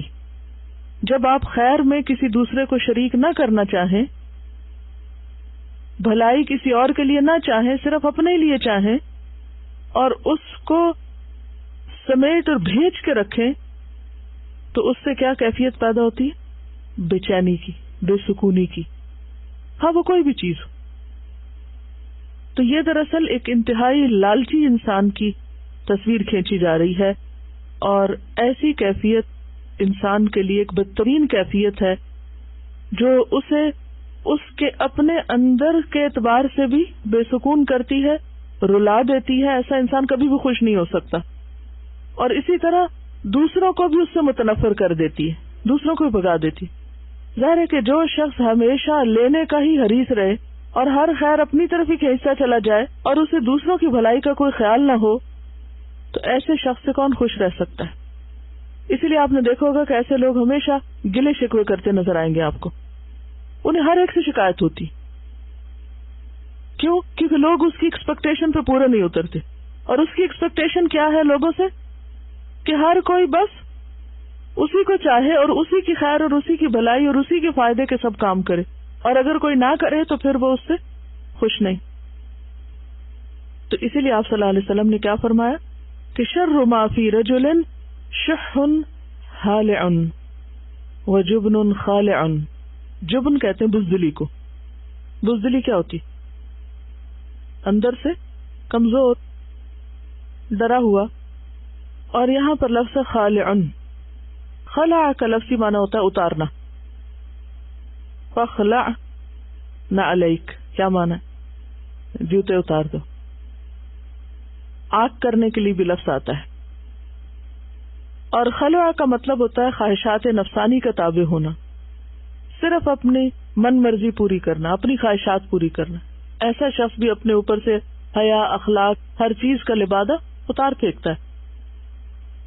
اسی سے لفظ خلا نکلا ہے، جو عورت خلا لیتی. تو خلا بھی کیا ہے؟ دراصل شوہر سے آزادی لینا. تو خالع کا مطلب کیا ہوا؟ ایسی بزدلی جو انسان کا دل نکالنے والی ہو، انسان کو اندر سے کھوکھلا کر دے، خالی کر دے، کہیں کا نہ چھوڑے.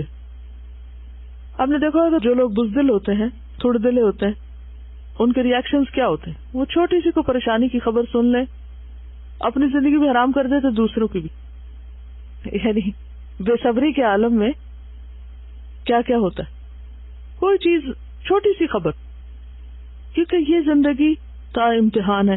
اس میں تو ہر وقت کوئی نہ کوئی امتحان، کوئی نہ کوئی آزمائش، کوئی نہ کوئی بیڈ نیوز ملتی رہتی ہے. انسان کو ہوتا ہے نا، ہر دن چڑھتا ہے، اس میں اچھی چیزیں بھی ہوتی ہیں اور اس میں ناپسندیدہ چیزیں بھی ہوتی ہیں. آپ کو لوگوں کی طرف سے خیر بھی ملتی ہے، آپ لوگوں کی طرف سے ایسی باتیں بھی سنتے ہیں کہ جو آپ کے لیے ایک تھریٹ کی حیثیت رکھتی. لائف میں تھریٹس ہے نا، یا نہیں ہے؟ کسی کی بھی لائف، ہماری کیا، جانوروں کی تھریٹ سے خالی نہیں ہے. کبھی مال کی طرف سے، کبھی اولاد کی طرف سے، کبھی عزت کی طرف سے، کبھی کسی چیز کی طرف سے. عموماً انسان کو تھریٹس فیس کرنے پڑتے. اب ہوتا کیا ہے کہ جو شخص بزدل ہوتا ہے اس کا ریئیکشن تھریٹس پہ کیا ہوتا ہے؟ کوئی آپ میں سے ایکسپلین کرے گا کیا ہوتا ہے؟ وہ چیز ہونے سے پہلے ہی صرف خبر سن کے پریشان ہو جاتے. فوری ریئیکشنز کیا ہوتے ہیں؟ گھبراہٹ. اور گھبراہٹ ایسی جو دل نکال دینے والی، تو دل باہر آنے لگے.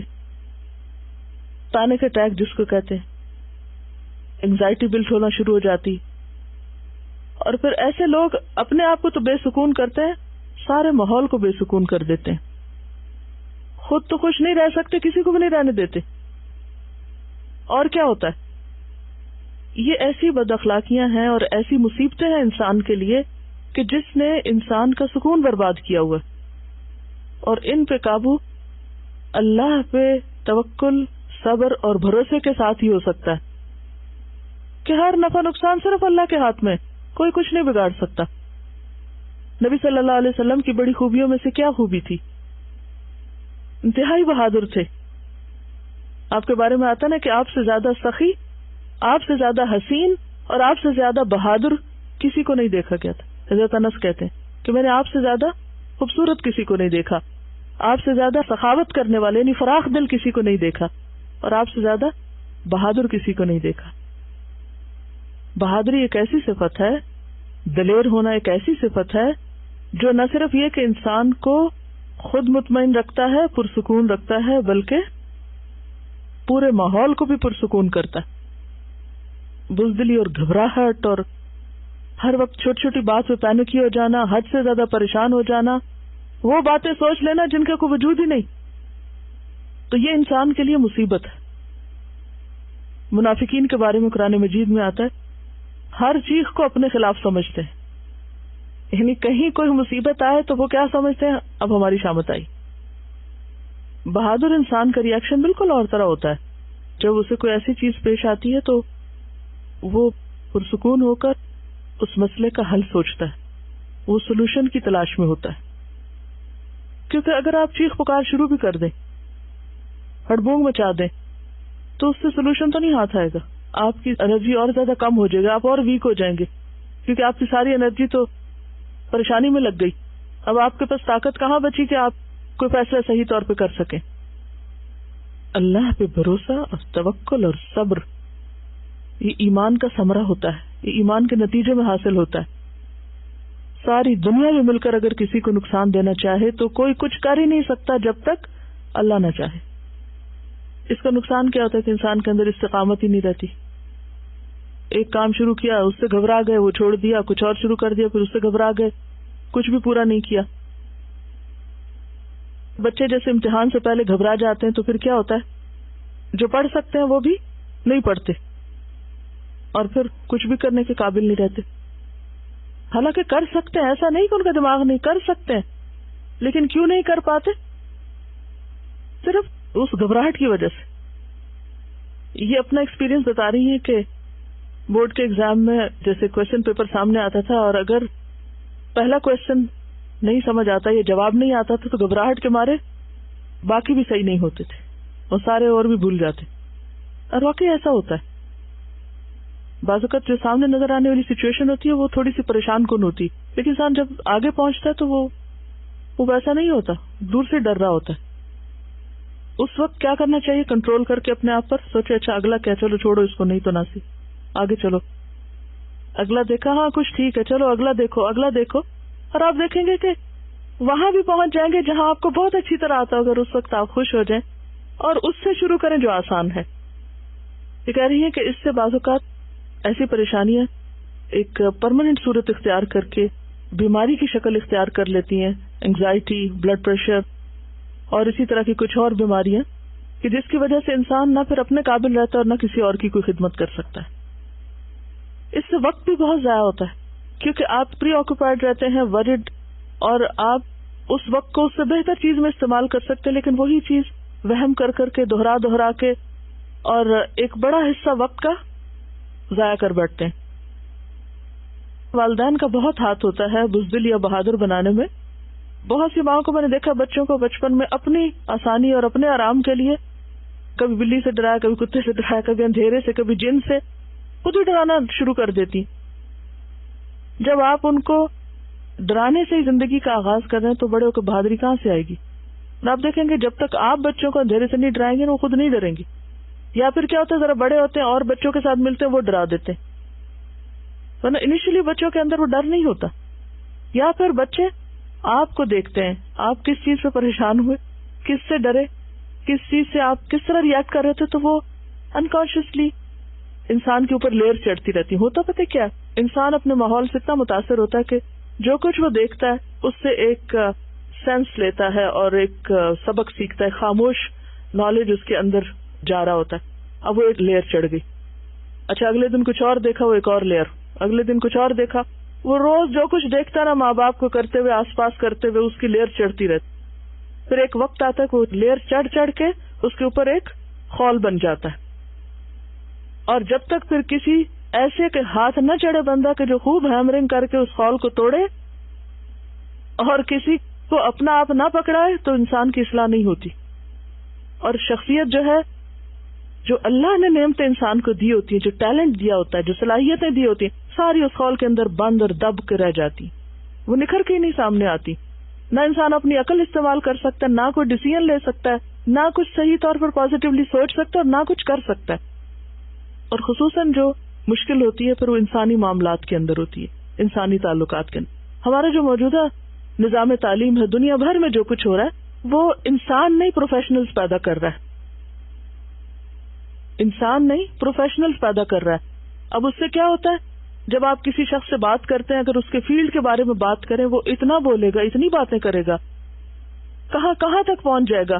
لیکن اگر آپ اس کے سامنے زندگی کے مسائل میں سے کوئی چھوٹا سا مسئلہ رکھ دیں تو وہ اس کے لیے ایک بہت بڑا مصیبت بن جائے گا. وہ اس چھوٹے سے مسئلے کو حل نہیں کر سکے گا. کیوں؟ کیونکہ ہمارے مائنڈ کو اس طرح بند کر کے خاص مخصوص چیز کے اوپر اس طرح چلا دیا گیا، کیونکہ ہر کلچر کو اپنے لیے افراد چاہیے ہوتے ہیں نا. اب کنزیومر کلچر جو ہے، یا سیکولر کلچر، یا مٹیریل کلچر، یا جو بھی آپ اس کو نام دیں، اس کلچر کو اپنے لیے لوگ چاہیے، اسی کو سامنے رکھ کر ہر چیز تیار کی گئی. وہ ایک خاص ذہنی سوچ یا سانچہ بن جاتا ہے. پھر بچے اسی طرح سوچتے، دیکھتے، وہی کرتے ہیں.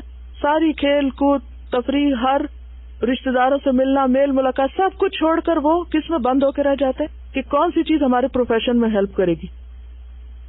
بہترین پروفیشنل ذکر روبوٹ نکلتے ہیں لیکن انسان نہیں نکلتے. اسی وجہ کہ انسانی زندگی میں ناکام ہوتے ہیں لوگ. نبی صلی اللہ علیہ وسلم کا طریقہ تربیت کیا تھا؟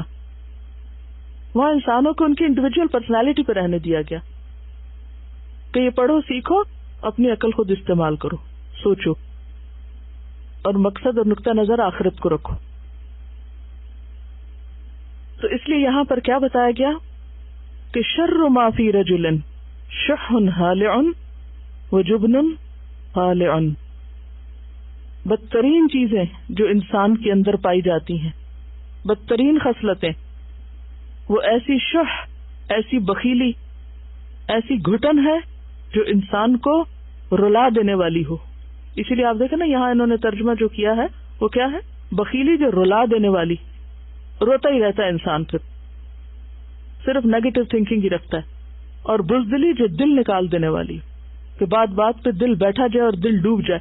آپ دیکھیں کہ یہ جو بہت دل ڈوبنا ہے، یہ بھی کس وجہ سے ہوتا ہے؟ کیونکہ دنیا کی محبت پیچھے چھپی ہوئی ہوتی ہے. تو جب دنیا کی شدید محبت کا ہم شکار ہوتے ہیں نا، تو پھر دنیا کا چھوٹا سا نقصان بھی ہمارا دل لے بیٹھتا ہے. دین ہمارا کیا سکھاتا ہے؟ چھوٹا کیا اور بڑا کیا، کوئی بھی نقصان ہو جائے تو کیا کرو، اس وقت کیا پڑھو؟ انا للہ و انا الیہ راجعون. وہ چیز چلے گئی، ہم بھی اللہ کے لیے اور ہم بھی واپس جانے والے. ہم نے کون سا بیٹھے رہنا ہے؟ کوئی پیارا چلا گیا دنیا سے تو ہم نے کہا یہاں بیٹھے رہنا، ہم نے بھی جانا ہے. مال چلا گیا، گھر چلا گیا، کچھ چلا گیا، یہ تو جانے والی چیزیں. کس نے کہا تھا یہ تمہارے پاس رہیں گی اور تمہارا کوئی حق ہے ان پہ؟ لیکن ہم ان چیزوں کو اپنا حق سمجھ کے اپنی مٹھی میں دبا کے رکھنا چاہتے ہیں، اور کسی چھوٹی سی چیز کے لیے بھی کھولنے کو تیار نہیں ہوتے. اسی لیے پھر ہم شیئر نہیں کر سکتے کسی بھی چیز کو. گھروں میں بہن بھائیوں کے درمیان بہت سے جھگڑے کس وجہ سے ہوتے ہیں؟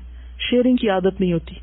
ہر ایک صرف اپنا فائدہ چاہتا ہے، ہر ایک اپنی مرضی کے مطابق اپنی چیزوں کے اوپر پورا ہولڈ رکھنا چاہتا ہے. تو اس کا نتیجہ کیا ہوتا ہے کہ پھر لڑائی جھگڑا، فساد، برے تعلقات آپس کے، اور ہر وقت چخ گھر کے اندر کوئی سکون باقی نہیں رہتا.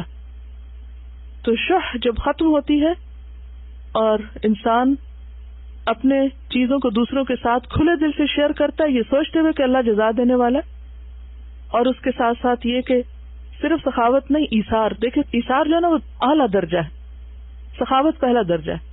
یہاں پر آپ دیکھیں کہ ایک لفظ بخل اور ایک ہے ہرس. بخل کے مقابلے میں سخاوت ہوتی ہے، اور ہرس اور وہ جو شح ہے اس کے مقابلے میں ایثار ہوتا ہے. تو ایک ہے عام حالات میں کچھ دینا، اور ایک ہے اپنی ضرورت کاٹ کے دینا. تو یہ اعلیٰ درجے کے اخلاق جو ہے کہ اپنی ضرورت پیچھے کر کے دوسرے کی ضرورت پوری کر دینا، یہ خود غرضی کے ساتھ کبھی بھی ممکن نہیں ہوتا، خواہ وہ کسی کی مادی ضرورت ہو یا وہ کسی کی کوئی اور ضرورت ہو۔ نبی صلی اللہ علیہ وسلم کی سخاوت کی مثالیں ایک نہیں بے شمار ہیں، اور انشاءاللہ اگر یہ کتاب آپ پڑھیں گے وَمِمَّا رَزَقْنَاهُمْ يُنْفِقُونَ، شح کا علاج سخاوت میں ہے، انفاق میں ہے، دینے میں ہے۔ تو کیا دیا جائے، کتنا دیا جائے، نبی صلی اللہ علیہ وسلم کی سنت کیا ہے، تو اس میں انشاءاللہ اس میں کافی حد تک ڈیٹیلز ملیں گی آپ کو۔ اور نبی صلی اللہ علیہ وسلم کتنا دینے والے تھے؟ صفوان بن امیہ کا تو معلوم ہے نا آپ کو، کون تھا؟ امیہ بن خلف، نبی صلی اللہ علیہ وسلم کے شدید دشمنوں میں سے تھے، بدترین دشمنوں میں سے امیہ بن خلف۔ مکہ فتح ہوا اور اس کے بعد جنگ حنین ہوئی، اور پھر نبی صلی اللہ علیہ وسلم کے پاس بے شمار غنائم آئے، تو صفوان جو تھا وہ آپ کے پاس آیا، اور اس حال میں آیا کہ آپ کے پاس اس وقت دو پہاڑوں کے بیچ میں جو وادی تھی وہ بکریوں سے بھری ہوئی تھی۔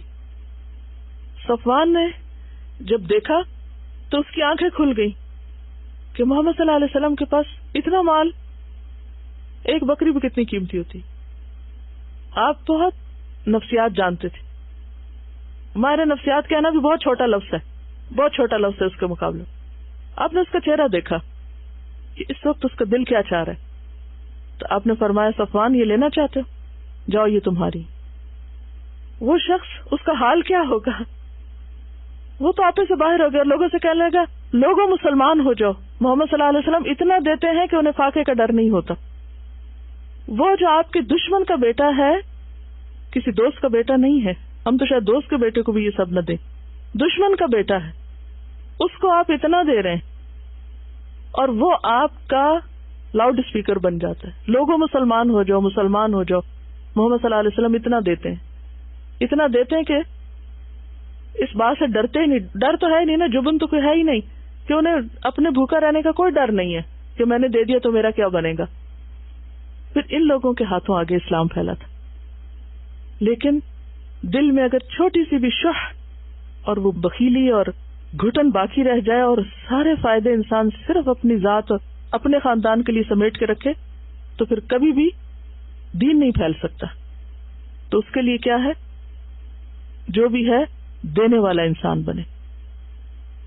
یہ اقوال حکمت میں سے بتا رہی ہیں کہ چھوٹے برتن میں زیادہ پانی نہیں آتا، نہیں سماتا، اسی طرح چھوٹے دل کے ساتھ بڑی کامیابی نہیں ہوتی، بڑے کام نہیں ہوتے چھوٹے دل کے ساتھ۔ دانش مند یعنی عقل مند شخص وہ ہے جو بہت چاہے، یعنی بہت ساری خیر سمیٹنا چاہے، لیکن اگر تھوڑا ملے تو اس پہ بھی راضی ہو جائے، یعنی قناعت ہو اس کے اندر، حریص نہیں۔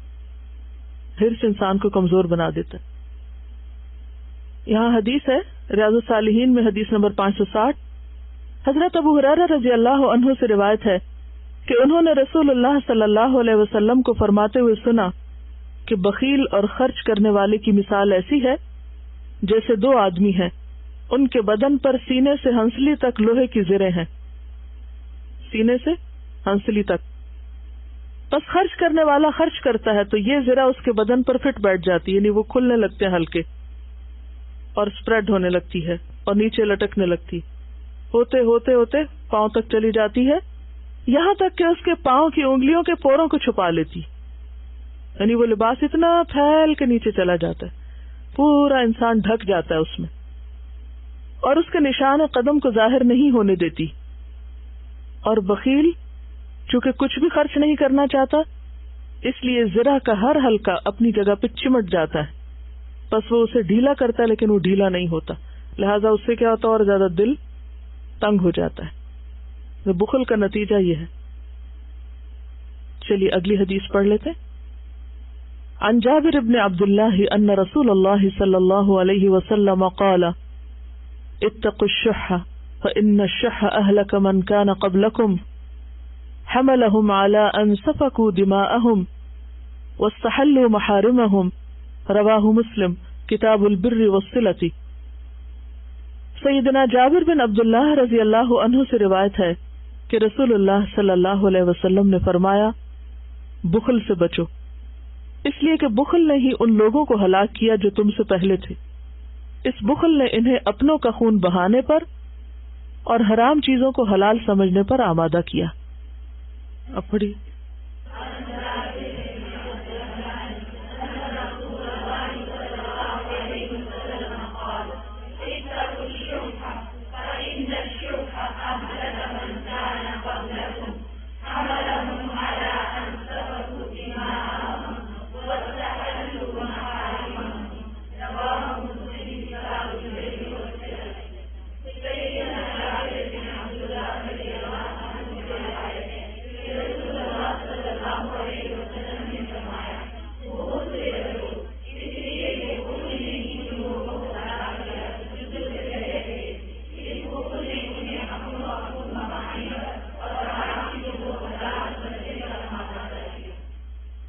لفظی ترجمہ. ان جابر بن عبداللہ، جابر بن عبداللہ رضی اللہ عنہ سے روایت ہے، ان بے شک رسول اللہ قال، رسول اللہ صلی اللہ علیہ وسلم نے فرمایا، اتقوا الشح، بچو شح، دل کی تنگی سے. فإن الشح، پس یقیناً شح نے اہلک ہلاک کر دیا، من اس کو جو کانا تھا، قبلکم تم سے پہلے لوگوں کو شح نے ہلاک کیا. حملہم، اس نے اٹھایا ان کو، یعنی اکسایا، علی اس بات پر، ان یہ کہ سفکو وہ بہائیں، دماءہم اپنے خون، واستحلوا اور حلال کر لیں، محارمہم اپنی حرام چیزوں کو. جیسے کہ پہلے بھی میں نے عرض کیا تھا کہ شح یا بخل ایسی چیز ہے کہ جس سے کئی ایک خرابیاں نکلتی، یعنی اس سے بہت سی اخلاقی برائیاں جنم لیتی ہیں. مثلا کل میں نے لکھوائی تھی، کون کون سی؟ خود غرضی، خیانت، مطلب پرستی، بددیانتی، بے مروتی، بدسلوکی، تنگ نظری، لالچ، بدخواہی، شح ہے اس کے پیچھے. تو یہاں پر آپ صلی اللہ علیہ وسلم فرما رہے ہیں کہ شح پہلے لوگوں کی ہلاکت کا سبب بنا، قتل و غارت کا سبب بنا. کیونکہ جب انسان معاف کرنے پہ تیار نہیں ہوتا، دل کھلا نہیں کرتا، دوسرے کے لیے خیر و بھلائی نہیں چاہتا، تو پھر نتیجہ کیا ہوتا ہے؟ لڑائی، دنگا فساد. اور پھر اگر وہ بڑھتی جائے تو الٹیمیٹلی کیا ہوگا؟ قتل و غارت. تو آپ نے فرمایا کہ یہ شح پہلے لوگوں کو ہلاک کر چکی، یعنی تمہیں بھی ہلاک نہ کر دے. اگر تمہارے اندر بھی شح آئی تو ایسا ہی ہوگا. حملہم، اسی نے ان کو اکسایا، آمادہ کیا، ان سفکوا دماءہم، کہ وہ اپنے خون بہائیں. یعنی بھائی نے بھائی کو قتل شح کی بنیاد پر کیا، دل کی تنگی کی وجہ سے کیا. واستحلوا محارمہم، اور انہوں نے حرام چیز کو حلال کر لیا، یعنی جیسے قتل انسانی حرام ہے، جان محترم ہے، تو اس کو انہوں نے حلال کر لیا. بل سولت لکم انفسکم امرا. اخوان یوسف نے یوسف علیہ السلام کو کنویں میں کیوں ڈالا؟ حسد تھا، لیکن حسد کی بنیاد بھی کیا تھی؟ دل کی تنگی تھی کہ اس کی طرف کیوں توجہ ہے باپ کی. اب اپنے خون کے رشتے کے ساتھ ایسا سلوک کرنا یہ کوئی معمولی چیز نہیں ہے. اور اس مثال سے تو آپ یہ دیکھیں کہ ایک پیغمبر کے گھر میں ہے یہ بچے.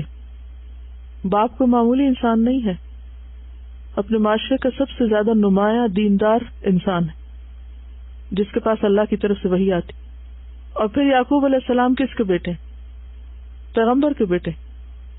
وہ کس کے بیٹے؟ ابراہیم علیہ السلام، پیغمبر کے بیٹے. کیا ان بچوں کو اپنی تاریخ یاد نہیں ہوگی؟ اپنا خاندانی پس منظر یاد نہیں ہوگا؟ ہم کس کی اولاد ہیں؟ اس کا بھی تربیت پہ ایک اثر ہوتا ہے. عام طور پر ماں باپ بچوں کو کہتے ہیں کہ تم اپنے ماں باپ کے نام کی لاج رکھنا، دیکھو تمہارے باپ دادا کیا کرتے رہے، تم کیا کر رہے ہو. تو اس کا بھی ایک اثر ہوتا ہے. لیکن یہ شح اور یہ دل کی تنگی ایسی چیز ہے اور یہ خود غرضی ایسی چیز ہے کہ انسان کے اندر جب آ جاتی ہے تو پھر وہ نہیں دیکھتا کہ کس کی اولاد ہے، باپ کون ہے، اور ہمارے اس رویے سے باپ کو کیا تکلیف پہنچے گی۔ اگر انہیں یہ پتا ہی تھا کہ باپ کو بہت محبت ہے یوسف علیہ السلام سے، تو انہیں یہ بھی تو پتا ہوگا نا کہ اگر ہم نے اس بچے کے ساتھ کچھ کیا تو اس بچے کو نہیں، باپ کو کتنی شدید تکلیف ہوگی۔ تو پھر انسان ان محترم رشتوں کا لحاظ اور پاس بھی بھول جاتا ہے جب خود غرض ہوتا ہے۔ جب انسان صرف اپنا فائدہ سوچنے لگتا ہے نا، تو بعض اوقات وہ قریب ترین رشتوں کا احترام اور محبت اور حق حقوق سب کچھ بھلا دیتا ہے۔ اسی چیز کی طرف یہاں اشارہ ہے کہ انہوں نے حرام چیزوں کو حلال کر لیا، ناجائز چیزوں کو اپنے لیے جائز کر لیا۔ ابن حبان کی روایت میں اس سے ملتی جلتی بات آتی ہے، آپ نے فرمایا حرص سے بچو، یعنی شح سے بچو، کیونکہ اسی نے اگلوں کو اس کی دعوت دی اور انہوں نے خون بہایا اور انہوں نے رشتے کے حق کو کاٹا۔ وہاں یہ الفاظ زائد ہیں ابن حبان کی روایت میں، کیا؟ انہوں نے رشتے کے حق کو کاٹا۔ اب یہ بڑی اہم بات ہے، صلہ رحمی انسان کیوں نہیں کر پاتا؟ کیوں نہیں کر پاتا صلہ رحمی؟ رشتہ داروں کو ان کا حق دینا، ان کے ساتھ اچھا سلوک کرنا، ان کے اوپر بھی خرچ کرنا۔ تنگ دلی ہے۔ بعض اوقات ایک بھائی، اس کے بچے بہت محتاج ہو سکتے ہیں، لیکن دوسرا بھائی جس کے پاس سب کچھ ہے، وہ کیا سوچ کے نہیں بھائی کی مدد کرتا؟ اس کے لیے زیادہ اہم کیا؟ میرے اپنے بچے، میرا گھر، میرے بچوں کی تو ضروریات ابھی پوری نہیں ہوئی، میں اس کے بچوں کو کہاں سے کھلاؤں؟ اسی لیے آپ نے دیکھو گے کہ بعض اوقات سگے بہن بھائیوں میں بہت اونچ نیچ ہو جاتی، بہت فرق ہو جاتا ہے، رشتوں کا حق بھول جاتا ہے۔ کیا چیز ہے پیچھے؟ سمپل ریزن، خود غرضی، حرص، اپنے ہی فائدے سوچنا اور دوسروں کو بھول جانا۔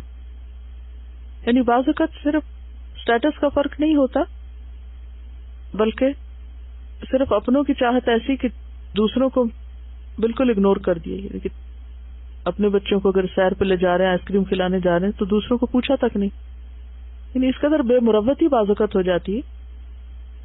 اور اس حدیث کے آخر میں بھی آتا ہے اور حرام کو حلال سمجھا، کیونکہ جب خود غرضی بڑھتی ہے تو انسان بھول جاتا ہے نا کہ حلال طریقے سے حاصل ہو رہا ہے یا حرام طریقے سے حاصل ہو رہا ہے۔ اس کو تو بس اس سے غرض ہوتی ہے کہ جو بھی ملے مل جائے۔ ایک اور حدیث میں ہے، ابو داؤد کی روایت ہے،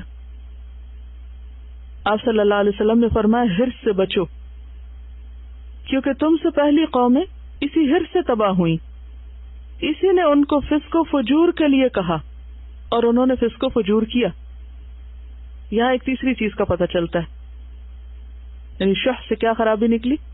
فسق و فجور۔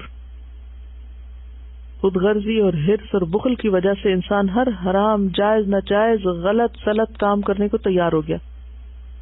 فسق و فجور کیا؟ حرام حلال کی پرواہ کیے بغیر ہر فائدہ اپنے لیے سمیٹنا ہے۔ آپ کا حق ہے یا نہیں ہے، جائز ہے ناجائز ہے، سب نکال لو۔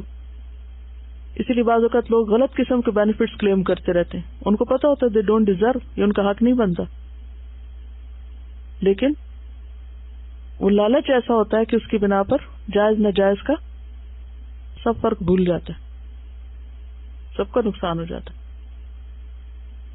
نبی صلی اللہ علیہ وسلم نے فرمایا، دو بھیڑیے جو بکریوں کے جھنڈ میں چھوڑ دیے جائیں وہ ان کو اتنا برباد نہیں کرتے۔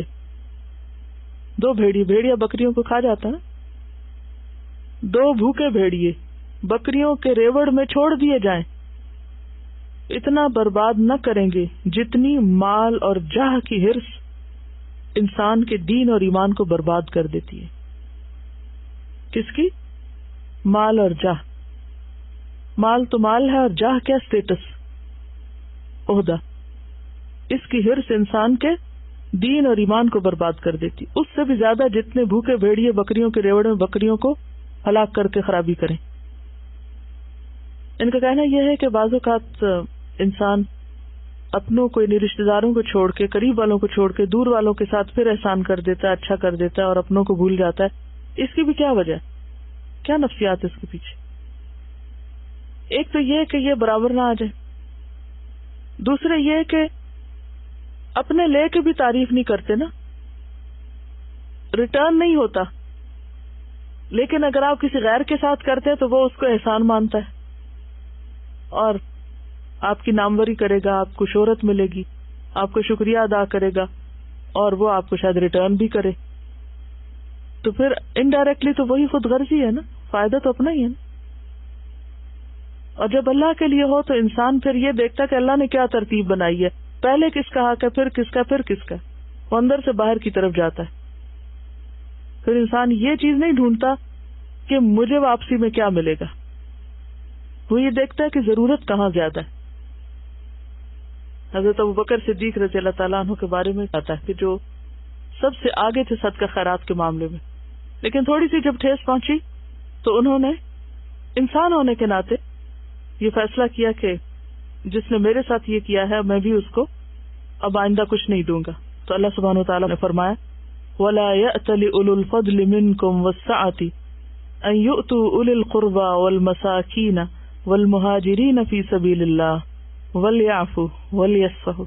کس قدر خوبصورت انداز ہے، ان لفظوں کو دیکھ کے بھی پیار آتا ہے، جس طرح لکھے ہوئے ہیں نا، وَلْيَعْفُوا وَلْيَصْفَحُوا، کون کہہ رہا ہے؟ اللہ کہہ رہا ہے، کس انداز میں کہہ رہا ہے؟ ان کو چاہیے کہ یہ معاف کر دیں۔ یعنی امیجن کریں حضرت ابوبکر کو اللہ تعالیٰ انڈائریکٹلی فرما رہے ہیں وَلْيَعْفُوا وَلْيَصْفَحُوا، نیا صفحہ کھولو، نیا page Alto, let's start again, یعنی معاف کرنا ایسا کہ بالکل آؤ نئی ٹرم سے شروع کرتے ہیں، پچھلی سب باتیں بھلاؤ۔ الا تحبون ان یغفر اللہ لکم واللہ غفور الرحیم۔ یہ کہہ رہی ہے کہ معاف کرنا آسان ہے، درگزر کرنا مشکل ہے۔ واقعی مشکل ہے، لیکن یاد رکھیے ہمیشہ کہ جو کام جتنی مشکل سے ہوتا ہے اس پر اتنا ہی بڑا اجر اور اس کی اتنی ہی بڑی خیر اور اس سے اتنی ہی بڑی برکت پھوٹتی۔ تجربہ کر کے دیکھ لیجیے، جو چیز آپ نفس کے خلاف جا کے کریں گے یہ ہو نہیں سکتا کہ اللہ دنیا میں اس کا آپ کو صلہ نہ دکھائے۔ ان انسان کو ہمیشہ یہ سوچنا چاہیے کہ ہم دن میں کتنی خرابیاں کرتے ہیں اور اللہ کو تو سب پتہ ہے، اندر باہر پتہ ہے، اس کے باوجود اللہ تعالیٰ مہربان ہے، شفیق ہے، رحیم ہے، وہ ہم پہ رحم کرتا چلا جاتا ہے۔ تو ہمارے اندر بھی دوسروں کو معاف کرنے اور درگزر کرنے کا جذبہ ہونا چاہیے۔ دیکھیے اللہ کے راستے میں نہ دینا بخل ہے، ٹھیک ہے، چاہے وہ مال ہو یا پھر کسی کا قصور معاف کر دینا، کیونکہ والکاظمین الغیظ والعافین عن الناس واللہ یحب المحسنین۔ اور احسان کیا ہوتا ہے؟ کسی کو اس کے حق سے زیادہ دینا، تو کیا دینا یہاں؟ دونوں میں کیا ہے؟ کاظمین الغیظ میں کیا ہے؟ عافین عن الناس میں کیا ہے؟ معافی تو ہے، دوسرے کو اپنے غصے کے یا عتاب کے نشانے سے بچا لینا، اور عافین عن الناس بھلا دینا، معاف کر دینا، درگزر کر دینا۔ ایسے ہی لوگوں سے اللہ محبت کرتا ہے۔ تو بڑا مشکل ہوتا ہے، لیکن اگر آپ کرنا چاہیں تو اللہ آسان بھی کر دیتا ہے، مشکل نہیں رہتا۔ اور اگر آپ پالنا چاہیں تو پالے رکھیں۔ مشکات کی روایت میں آتا ہے قال رسول اللہ صلی اللہ علیہ وسلم، رسول اللہ صلی اللہ علیہ وسلم نے فرمایا تعرض اعمال الناس فی کل جمعۃ مرتین، انسان کے اعمال ہر ہفتے 2 بار پیش کیے جاتے ہیں، یوم الاثنین و یوم الخمیس، سوموار اور جمعرات کو۔ اسی لیے آپ 2 دن کا یہ روزہ رکھا کرتے تھے نفلی۔ آپ نے ایک اور موقع فرمانا کہ میں چاہتا ہوں کہ میرے اعمال جس وقت پیش کیے جائیں تو میں روزے سے ہوں۔ فَيُغْفَرُ لِكُلِّ مُؤْمِنٍ، ہر مومن بندے کو معاف کر دیا جاتا ہے، الا عبدن، سوائے اس بندے کے، بینہ و بین اخیہ شحناء، کہ اس کے اور اس کے بھائی کے درمیان کینہ ہے۔ فیقال، کہا جاتا ہے اترکوا ہذین، ان دونوں کو چھوڑ دو، حتی یفیئا، یہاں تک کہ یہ دونوں پلٹ آئیں، صلح کر لیں، اصلاح کر لیں۔ غل کی وجہ سے انسان معاف نہیں کرتا نا۔ شحنا جو ہے وہ شح نہیں ہے، لیکن شحنا اور شح کا ایک کنیکشن ہے۔ عداوت اور کدورت انسان اپنے اندر کیوں رکھتا ہے؟ کہ دل کی تنگی کی وجہ سے، ورنہ تو دل کھولے اور باہر پھینکے سب۔ اس میں بہت بڑا سبق ہے ہمارے لیے کہ ساری زندگی بھی کرتے رہے اور ایک موقع پہ آ کے اگر ہم ضد بار کے بیٹھ جائیں تو ولیعفو ولیصفحوا کی بات ہے. شح کا علاج جو ہے وہ سخاوت اور ایثار ہے. حضرت ابوبکر جتنا دیتے تھے اس سے دگنا کر دیا بعد میں، کیونکہ صرف ولیعفو نہیں کیا، ولیصفحوا بھی کیا. یہ کہتی ہیں کہ انہوں نے کل سٹنجینس پہ ذرا ڈال کے دیکھا تو بہت فنی چیزیں سامنے آئیں. جب میں نے وہ ورڈ ڈال کے دیکھا تو اس میں بہت ساری چیزیں آئی ہوئی تھیں. سب سے زیادہ جو مجھے لگی آئی کیچنگ وہ تھی کہ ریلیشن شپ میں کس طرح سٹنجینس ہوتی ہے. تو جیسے اس میں یہ لکھا ہوا تھا کہ سپوز کہ ہسبینڈ اینڈ وائف ہیں، تو اس میں آپ کی وائف آپ کے لیے بہت کچھ اچھا کر رہی ہے اور آپ کو بہت آرام بھی دے رہی ہے، ایوری تھنگ وہ آپ کے لیے کر رہی ہے، لیکن اس میں آپ کیا کہہ رہے ہیں، اس کو آپ اپریشیشن کے کوئی جملے نہیں بولتے اس کو، لیکن آپ اس کو یہ بھی نہیں بتاتے کہ تم نے بہت اچھا کیا یا آج تم بہت اچھی لگ رہی ہو، یا یہ کہ جو قربانی کر رہے ہیں آپ اس کو نہیں بتا رہے. تو اس میں انہوں نے لائک بچوں اور والدین کو بھی دیا ہوا تھا کہ اگر بچہ آپ کا گریڈز لا رہا ہے تو آپ اس کو بہت اپریشیٹ کر رہے ہیں، آپ سے کہہ رہے ہیں کہ یو ڈیڈ ویری ویل اور سم تھنگ لائک دیٹ. لیکن اگر وہ تھوڑا سا بھی اس کے گریڈ کم آتے ہیں، کچھ ہوتے ہیں، تو آپ اس کو اس طرح سے اپریشیٹ نہیں کرتے، آپ کا دل وہاں فوراً تنگ ہو جاتا ہے. یہ ساری چیزوں نے لیکن تو مجھے بہت اچھی لگی بات کہ صرف کسی شخص سے بعض وقت واقعی ہوتا ہے کہ ایک یہ جملہ منہ سے نکالنا کہ آپ بہت اچھے لگ رہے ہیں، یہ بھی نہیں کہتے لوگ. یا یہ کہ مجھے تم سے محبت ہے، سمپل سی بات ہے کہ مطلب ہم اگر بہنوں میں ہی دیکھیں تو ہم نہیں کہتے یہ باتیں، اکثر ہم اپنے آپ میں ہولڈ کر کے رہ جاتے ہیں. نہیں، ایک بالکل درست بات ہے کہ تعلقات کی خرابی کی جڑ ہی یہی ہے. یہ بھی اسی میں آتا ہے، دل کی تنگی میں سے کہ سلام نہیں کرتے، کسی کو کھلے دل سے ملتے نہیں، خود اس کے پاس نہیں جاتے، حال نہیں پوچھتے، آگے نہیں بڑھتے، اندر ہی اپنے ہی اندر رکے رہتے ہیں، اکڑے رہتے ہیں، دوسروں میں دلچسپی نہیں لیتے. کون پاس بیٹھا ہے، ہو سکتا ہے کہ سارا دن بعض وقت کے ساتھ بیٹھا اور آپ کو یہ یاد نہ کہ آج میں کس کے ساتھ بیٹھی ہوئی تھی کلاس میں. اس کے لیے وہ دعا بہت اچھی ہے، اللہم انی اعوذ بک من الہم والحزن والعجز والکسل والجبن والبخل ودلع الدین وغلبۃ الرجال. تو جبن اور بخل لگتا ہے دونوں کا کچھ چولی دامن کا ساتھ ہے، اس لیے یہاں بھی دونوں کو اکٹھے ہی منشن کیا گیا. اصل میں ہوتا پتہ کیا ہے، بخل ہی سے جبن پھوٹتا ہے. جب آپ بخیل ہوتے ہیں اور چھوٹا سا نقصان بھی برداشت نہیں کرتے اور اس کو سہنا نہیں چاہتے تو اس سے پھر بزدلی بھی آ جاتی. بالکل سکھانا پڑتا ہے، کیونکہ کچھ چیزیں بچے دیکھ کے سیکھتے ہیں اور جب کوئی ماڈل سامنے نہ ہو تو پھر ان کو کہہ کے سکھانی پڑتی. اگر انسان اس بات پہ یقین رکھے نا کہ ایک دن تو ہر چیز نے چھننا ہی ہے، جانا ہی ہے، کہاں تک ہولڈ کر کے رکھے، کہاں تک پکڑیں گے اس کو. جو چیز جانی ہے اسے اپنے ہاتھ سے دے کے صدقہ کمائے اپنے لیے. چلیے ٹھیک ہے، دعا مانگ لیتے پھر. اللہم انی اعوذ بک من الہم والحزن والعجز والکسل والجبن والبخل ودلع الدین وغلبۃ الرجال. آمین. سبحانک اللہم وبحمدک نشہد ان لا الہ الا انت نستغفرک ونتوب الیک. السلام علیکم ورحمۃ اللہ وبرکاتہ.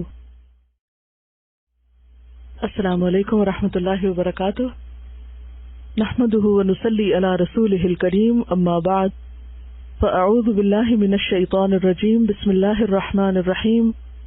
رب اشرح لي صدري ويسر لي امري واحلل عقدة من لساني يفقهوا قولي. کل کے باب سے متعلق کچھ چیزیں کہ جو آپ نے اپنی زندگی میں ایکسپیرینس کی ہوں یا جب سے آپ یہ اسٹنجینس کے بارے میں پڑھ رہے ہیں تو کوئی ایسی اگزامپل آپ کے سامنے آئی ہو کہ جو ہم جس کو ہائی لائٹ کر سکیں اور پھر ہم اس کو اپنے اندر دیکھیں یا اپنی اصلاح کر سکیں. تو کچھ شیئر کرنا چاہیں گے؟ بہت اچھی مثال دی، کہہ رہی ہیں کہ جب تجوید کے جو پیئرز بنے ہیں تو اس میں ہر شخص یہ چاہ رہا ہے کہ اس کا پارٹنر اس سے بہتر ہو تاکہ اس کو زیادہ فائدہ پہنچے. بہت اچھی خواہش ہے اور ایک ہیلدی سائن ہے یہ کہ اچھے دوست اور اچھے ساتھی ملیں تاکہ ہم ان سے زیادہ سے زیادہ سیکھ سکیں. لیکن اس کے ساتھ اگر ایسا ناممکن ہو تو پھر کیا ہے کہ ہم فائدہ پہنچانے والے بنے. تو انشاءاللہ جتنا زیادہ ہم دوسروں کو فائدہ پہنچائیں گے اسی اعتبار سے اللہ تعالیٰ ہمارے فائدے کا بھی کوئی بندوبست کر دے گا. ٹھیک ہے، تو اس لیے کھلے دل سے ہر ایک کو ایکسپٹ کریں جو بھی اللہ نے آپ کی قسمت میں لکھ دیا، اور ایک دوسرے سے تعاون بھی کریں، کیونکہ آپ بہتر سے بہتر کام اسی وقت کر سکتے ہیں جب آپ ایک دوسرے کے ساتھ تعاون کریں. اور یہ اللہ کا حکم بھی ہے تعاونوا علی البر والتقوی. اور ایسے ہی روزمرہ زندگی کی کوئی مثال لائیں تاکہ ہم ان احادیث پر ان چیزوں پر عمل کرنا سیکھیں. ہم بعض اوقات علم پڑھ لیتے ہیں, وہ باتیں ہمیں سب حدیثیں بھی رٹی ہوئی ہیں, باتیں بھی خوب معلوم ہیں, لیکن جب عمل کی باری آتی ہے ہم بھول جاتے ہیں کیونکہ ہمیں ان کو مختلف سچویشنز پر اپلائی نہیں کرنا آتا. بعض اوقات ایسا ہوتا ہے کہ جیسے پبلک ٹوائلٹس وغیرہ ہوتے ہیں تو ٹوائلٹ رول وہاں ختم ہو جاتا ہے, اور اب ہم سوچتے ہیں کہ ہماری تو ڈیوٹی نہیں ہے, ختم ہو گیا تو کیا ہوا. اگر آپ باہر نکلے ہیں اور آپ کو پتا کہ رول رکھے ہوئے ہیں صرف اس لیے کہ وہاں لگانے کے لیے, تو آگے بڑھ کے کوئی نہیں دیکھ رہا, صرف اللہ آپ کو دیکھ رہا ہے, اور نیکی فرشتے آپ کے لکھ لیں گے. کاؤنٹ ہوگی قیامت کے دن وہ بھی. کتنی دیر لگے, انسان اپنے آپ دل سے پوچھے کتنے سیکنڈ لگیں گے اس کام میں. ہارڈلی 1 منٹ بھی نہیں لگتا رول چینج کرنے میں یا وہاں لگانے میں. یعنی چھوٹے چھوٹے کام جو ہم دوسروں کے لیے فیسیلیٹیٹ کر سکتے ہیں. مثلاً آپ کو معلوم ہے کہ کہیں کوئی اچھا لیکچر ہو رہا ہے یا کوئی اچھی کتاب مل رہی ہے یا کوئی اچھی چیز آپ کے علم میں آتی ہے, تو اگر آپ خود نہیں بھی استعمال کر سکتے تو آپ دوسرے کو اطلاع کر دیں, ہو سکتا ہے وہ اس سے فائدہ اٹھا لے. مثلاً بعض اوقات گروپ ٹائم میں ہم اپنے کوئی ذاتی مسائل یا کوئی ایک چیز ہمیں نہیں آتی اور باقی کو آتی ہے اور ہم اس کو لے کے اتنا ڈسکشن شروع کر دیتے ہیں کہ سب کا وقت لے لیتے ہیں. تو اس وقت اگر ہمیں ایسا کوئی مسئلہ درپیش بھی ہے تو یہ سوچ کر صبر کر لیں کہ اچھا اس کے بعد الگ وقت لے لیں گے تاکہ سب کا وقت خرچ نہ ہو. تو یہ بھی یؤثرون علی انفسہم ہو جائے گا, یعنی اپنی ذات پر دوسروں کو ترجیح دینا. رائٹ کے معاملے میں بخل نہیں ہونا چاہیے. کسی نے لکھا ہے کہ کن معاملوں میں ہم عام طور پر دل تنگ کر جاتے. السلام علیکم ورحمۃ اللہ. جزاک اللہ خیرن for explaining الشح covetousness so well in our Husn Akhlaq class. I have been reflecting on it for the last 2 days whenever I had time, so that I can correct myself. Whenever we hear the word bukhl, the first thing that comes to our mind is a person who is a miser and does not like spending money, or is greedy and likes to have everything for himself. But the stinginess of the heart is something that we ignore. I thought of some of the things that apply to us as students, and we can improve inshallah. When someone asks for help in their schoolwork, or we know they need any kind of help, but feel that we are too busy ourselves and do not have time. When someone needs a ride and we find it a burden. Inshallah, today we will be starting our hifz review. Some of us might be better than our partners. But if we have a big heart and are not stingy, then inshallah we can help and encourage our partners. We should remember that no one is perfect, and the ones who are better will also benefit ajr from Allah subhanahu wa ta'ala as well as training of our patience. We should also keep in mind that it is the words of Allah that we are memorizing. Those who open their hearts for others, Allah subhanahu wa ta'ala expands their hearts even more, inshallah. یہ ساری چیزیں عبادت میں include ہوتی ہیں, حالانکہ personal traits ہیں لیکن عبادت میں انکلوڈ ہوتے ہیں. کیوں؟ کیونکہ یہ پرتو جب کھلتے ہیں اور دل کے گوشے صاف ہوتے ہیں تو ہی وہ ایمان کا نور اندر آتا ہے, تبھی عبادت میں بھی لذت آتی ہے. اور صحیح معنوں میں جھکنے کا اللہ کے آگے حق ادا ہوتا ہے, ورنہ تو یہ چھوٹی چھوٹی باتیں ہمیں اس کو ڈسٹرب رکھتی ہیں, پریشان رکھتی ہیں. کبھی ہم ایک ایشو پہ سوچنے بیٹھ جاتے, کبھی دوسرے پہ, کبھی تیسرے پہ. لہذا نتیجہ کیا ہوتا ہے؟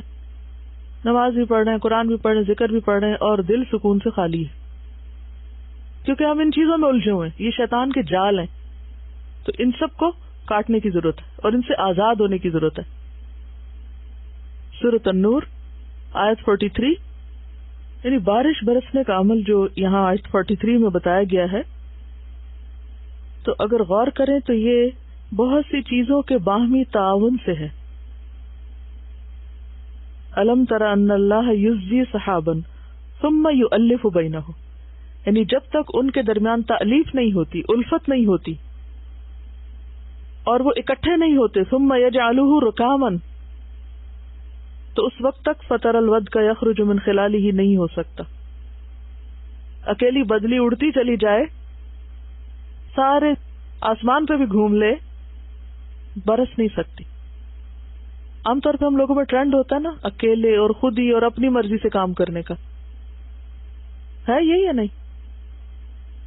یونیک ہونے کا، یا اپنی آسانی اور کنوینئنس، یا اپنی سہولت، یا ناموری کی خواہش، یا کچھ بھی. تو اس کا نقصان کیا ہوتا ہے کہ پھر بارش نہیں برس سکتی. بارش برسنے کے لیے بادلوں کا صرف اکٹھا ہونا نہیں، ان میں الفت کا ہونا بہت ضروری ہے.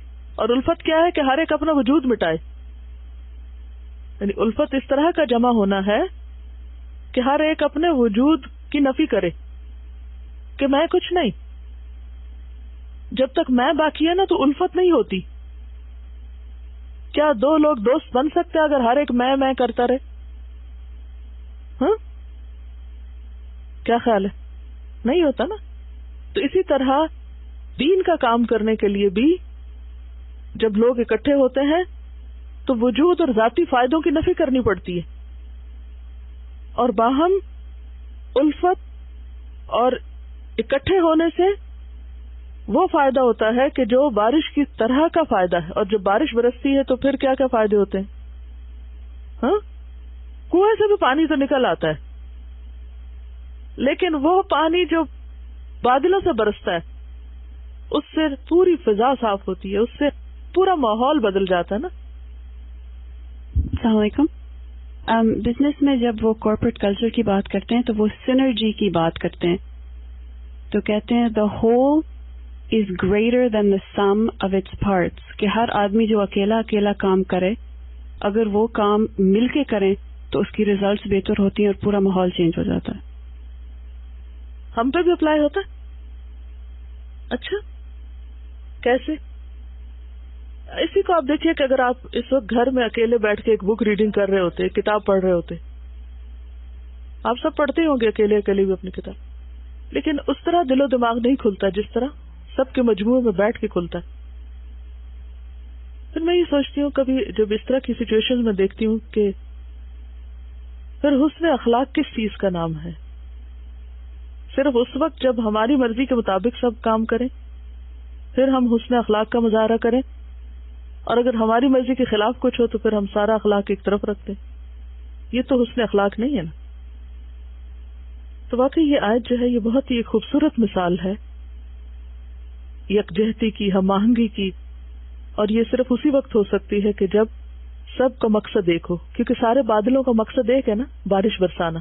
تو پھر وہ سب ایک دوسرے سے تعاون کرتے ہیں، سب ایک دوسرے میں اس طرح داخل ہو جاتے ہیں کہ اگر آپ نے کبھی بادلوں کو اکٹھے ہونے کا سین دیکھا ہو، جب وہ دور سے آ رہے ہوتے ہیں نا تو ان کی شکلیں الگ الگ ہوتی، ان کا الگ الگ نقشہ ہوتا ہے، لیکن جب وہ اکٹھے ہو جاتے ہیں تو ان کی اپنی شکلیں اور اپنے رنگ اور اپنا وجود ختم ہو جاتا ہے، اور وہ سب مل کے جیسے ایک ہول ہو جاتا ہے، اور پھر اس میں سے بارش برستی. بعض اوقات جو غیر ضروری رازداری سے ہم کام لینے لگتے ہیں اس سے بھی دوریاں بڑھتی. تو شیئرنگ، وہی جو ہم پیچھے پڑھا ہے کہ کامیابی کا راز شیئرنگ میں ہے. اور شیئرنگ میں صرف مال کی شیئرنگ نہیں ہے، بہت سی چیزوں کی شیئرنگ ہوتی. بادلوں کے ملاپ سے بارش ہوتی ہے تو وہ اللہ کی رحمت قرار پاتی ہے. تو اسی طرح انسانوں کے ملاپ سے اور انسانوں کے اکٹھے ہو کر کام کرنے سے اور دلوں کے جڑے ہونے سے واقعی ہر طرف رحمت ہی رحمت ہوتی ہے، اور رحمت محسوس ہوتی ہے. اور جہاں ایسا نہیں ہوتا وہاں سے برکت اٹھی ہوئی بھی محسوس ہوتی ہے، وہاں بے برکتی محسوس ہوتی ہے. وہ حدیث میں بھی آتا ہے نا، ید اللہ فوق الجماع، جماعت پر اللہ کا ہاتھ ہوتا ہے. اس کی ضد میں ایک اور آیت نمبر 40 دیکھیے. اصل اندھیرے وہ اندھیرے ہیں جس میں انسان خود کو نہیں پہچانتا، کیونکہ یہاں بات ہو رہی ہے نا اذا اخرج یدہ لم یکد یراہا. انسان ایسے اندھیروں میں ہو، اپنے آپ سے بے خبر ہو، اپنے آپ سے غافل ہو، اپنی غلطیوں کو نہ پہچانتا ہو. یہ کس قدر شدید اندھیرا ہے.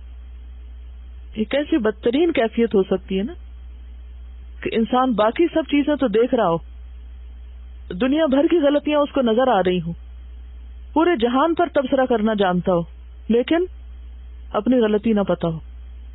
اور پھر اس میں آپ دیکھیے کہ ایک اور اس میں ٹیم ورک سے متعلق آیت 41 میں الم تر ان اللہ یسبح له من فی السماوات والارض والطیر الصافات، پرندے صفیں بنا کر تسبیح کر رہے ہیں ڈسپلن کے ساتھ. کل قد علم صلاتہ و تسبیحہ، ہر سیٹ اور ہر گروپ کو پتا ہے کہ اس کو کیسے اپنی صلات اور کیسے اپنی تسبیح کرنا ہے اپنے رب کی. ہر ایک کو اپنا کام پتا ہے. تو بہترین ٹیم ورک اسی وقت ہو سکتا ہے جب ہر ممبر کو یہ پتا ہو کہ وہ کس مقصد اور کس کام سے اس گروپ میں شامل ہوا. اگر آپ کسی ٹیم میں شامل بھی ہو جائیں، کسی گروپ میں آپ شامل بھی ہو جائیں، کسی گروہ کے ساتھ بھی چل رہے ہوں، اور آپ کو یہ نہ پتا ہو آپ یہاں کیوں ہیں اور آپ کا کیا کام اور آپ کی ذمہ داریاں کیا ہیں، تو کیا کریں گے آپ پھر؟ کبھی اس کے کام میں مداخلت کریں گے، کبھی اس کے اس میں کریں گے. جیسے آپ نے دیکھا ہوگا نا، بعض اوقات مائیں اکٹھی ہوتی ہیں اور ان کو پتا ہوتا ہے کسی ایک کام ایک کاز کے لیے، ساتھ بچوں کو بھی لے آتی. اچھا، اب بچوں کو تو نہیں پتا ہوتا کہ سب کیوں جمع ہے، وہ کیا کرتے ہیں اس وقت؟ کیا کرتے ہیں؟ سب کو ڈسٹرب کرتے ہیں، کام میں یکسوئی نہیں آتی، ڈسٹریکٹ کرتے ہیں، کیونکہ ان کو نہیں پتا ہوتا کہ کیوں اکٹھے ہوئے ہیں. تو اسی طرح اگر کچھ لوگ مل کے کام کر رہے ہیں اور اس میں ایک آدھ ٹیم ممبر ایسے ہیں کہ جن کو پتہ ہی نہیں کہ وہ کس لیے آئے ہیں، تو وہ کیا کریں گے؟ سب کو ڈسٹریکٹ کریں گے، اوروں کو بھی ڈسٹرب کریں گے. تو لازم ہے کہ کل قد علم صلاتہ و تسبیحہ، یہ زندگی کا اصول بنا لے. کسی بھی کام کو کرنے سے پہلے آپ کو پتا ہو کہ میرا دائرہ کار کیا ہے، میری لمٹس کیا ہے، میری حدود کیا ہے، اور مجھے کسی اور کی حد میں داخل نہیں ہونا. اکٹھے ہونے کا مطلب یہ نہیں ہوتا کہ ہم پھر ایسا ایڈوانٹیج لینے لگے دوسروں کی نرمی اور مہربانی سے اللہ کے دین کے نام پر کہ پھر ہم ڈسپلن کو توڑنا شروع کر دیں. میں سوچتی ہوں کہ سورۃ نور پورا ٹیم ورک سکھاتی ہے اجتماعی زندگی کے آداب. ہر ایک کی اپنی ایک پیس ہے، ہر ایک کی اپنی ایک رفتار ہے، اور ہر ایک کی صلاحیتیں مختلف ہیں، اور سب کو مل جل کر کام کرنے میں اس چیز کی رعایت رکھنی چاہیے کہ وہ ہر ایک سے وہی ایکسپیکٹ کریں جس کے وہ قابل ہے، اور اس پر وہی بوجھ لادا جائے جو وہ اٹھا سکتا ہو. جو ہم گھوڑے پہ لا سکتے ہیں وہ اونٹ پہ نہیں، جو اونٹ پہ لا سکتے ہیں وہ گدھے پہ نہیں. ٹیم ورک میں ایک اور مشکل کیا ہوتی ہے کہ بعض اوقات لوگ صرف وہ بات ماننا چاہتے ہیں جو ان کی مرضی اور ان کی پسند کے مطابق ہوتی ہے، اور ان باتوں کو نہیں کرتے جو ان کی مرضی کے خلاف ہوتی، پھر وہ ساتھ نہیں دیتے. اگر کوئی بات کوئی چیز ان کی مرضی کے خلاف ہو گئی تو پھر وہ کیا دھمکی دیتے؟ ہم آپ کے ساتھ نہیں چلیں گے، ہم یہ کام نہیں کریں گے. عموماً کیا ہوتا ہے کہ بعض اوقات جیسے ٹیم میں کوئی کام ملتا ہے نا، تو بعض اوقات کوئی شخص کر نہیں پاتا، اب وہ ذمہ داری نہیں قبول کرتا کہ میں نے غلطی کی. وہ کیا کرتا ہے؟ دوسرے کو بلیم کرنا شروع کر دیتا ہے. وہ کہتا ہے کہ نہیں، اس کا قصور ہے، اس کی غلطی، اس نے نہیں بتایا، فلاں نے نہیں کیا، اس وجہ سے میں یہ نہیں کر سکتا. تو کسی بھی کام میں دوسروں کو بلیم کرنے کی بجائے اجتماعی زندگی کا اصول کیا ہے کہ ہر ایک اپنی غلطی کو جانے اور اس کا اعتراف کرے، اور دوسروں پر کوئی بات کرنے سے پہلے سوچ سمجھ کے بات کرے، اور بلا وجہ کسی کو الزام نہ دے. جھوٹے الزام دینے سے بچنا چاہیے. اور پھر اس بات کو نہیں رکھنا کہ یہ میں نے کیا تو لہٰذا جب وہ پروجیکٹ پیش ہو تو وہ ڈفرنٹ کلر سے ہائی لائٹ کر دیا جائے کہ دس بلانگس ٹو فلاں. یہ یؤلف بینہم اسی طرح ہوگا نا کہ وہ سب کا کام ہوگا لیکن ایک نظر آئے گا، اس میں وہ الگ الگ نام نہیں روشن ہوں گے، وہ سب کا مجموعی کام ہوگا کہ سب کے کام میں سب کریڈٹ لیتے ہیں، بھاگتے نہیں اس کے پیچھے. اصل بدلہ اور پورا بدلہ تو قیامت کے دن اللہ دے گا، اور جو بدلہ اس سے ملنے والا ہے وہ تو کوئی چھین سکتا ہے؟ جو جزا اللہ کسی کو دے وہ کوئی لے سکتا ہے آپ سے؟ کوئی شکایت لگا کے اس کو کٹوا سکتا ہے کہ اللہ تعالیٰ آپ کو نہیں پتا یہ اور شخص کیا کیا خرابی کرتا تھا، پلیز آپ اس کو تو اتنے بڑے ریوارڈ اور انعام سے نہیں نوازیں، یہ آپ نے اس کو اتنا بڑا تاج پہنا دیا قیامت کے دن، اور یہ تو بہت ہی نکما ہم کو نظر آتا تھا، یہ تو کچھ بھی نہیں کرتا تھا. کیونکہ بعض لوگ چھپ کے کام کرتے ہیں نا، یعنی بہت دکھاوا نہیں کرتے، بہت مینشن بھی نہیں کرتے کہ وہ کیا کیا کرتے ہیں. وہ ٹیم میں کام کریں گے لیکن کبھی اپنے آپ کو نمایاں نہیں کریں گے. اور کوئی نہیں پہچانے گا کہ انہوں نے کتنی بڑی قربانی دی ہے اس کام میں. اور یہ بھی ہوتا ہے بعض وقت کام اور محنت کسی کی ہوتی ہے اور کریڈٹ کوئی اور لے جاتا ہے. بظاہر دنیا میں وہ کسی اور کی شان بن جاتا ہے, حالانکہ وہ اس کا کچھ بھی نہیں ہوتا. تو ایسے میں پھر کیا ہوتا ہے, انسان ڈس ہارٹ ہوتا ہے نا کہ کام میں نے کیا اور نام اس کا بن رہا ہے. لیکن جس شخص کو یہ یقین ہو کہ اللہ بدلہ دینے والا ہے, تو کیا قیامت کے دن اللہ سے بھول ہوگی کہ محنت کسی کی ہوگی اور کسی اور کو کریڈٹ مل جائے گا؟ ایسا نہیں ہو سکتا.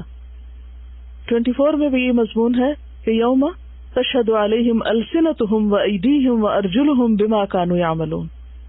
آج اگر ہم کوئی کام نہ کریں اور کریڈٹ لے لیں کہ ہم بھی اس میں شامل ہیں, نمبر بھی مل جائے, کچھ بھی مل جائے, لیکن قیامت کے دن تو سب گواہیاں سامنے آ جائیں گی.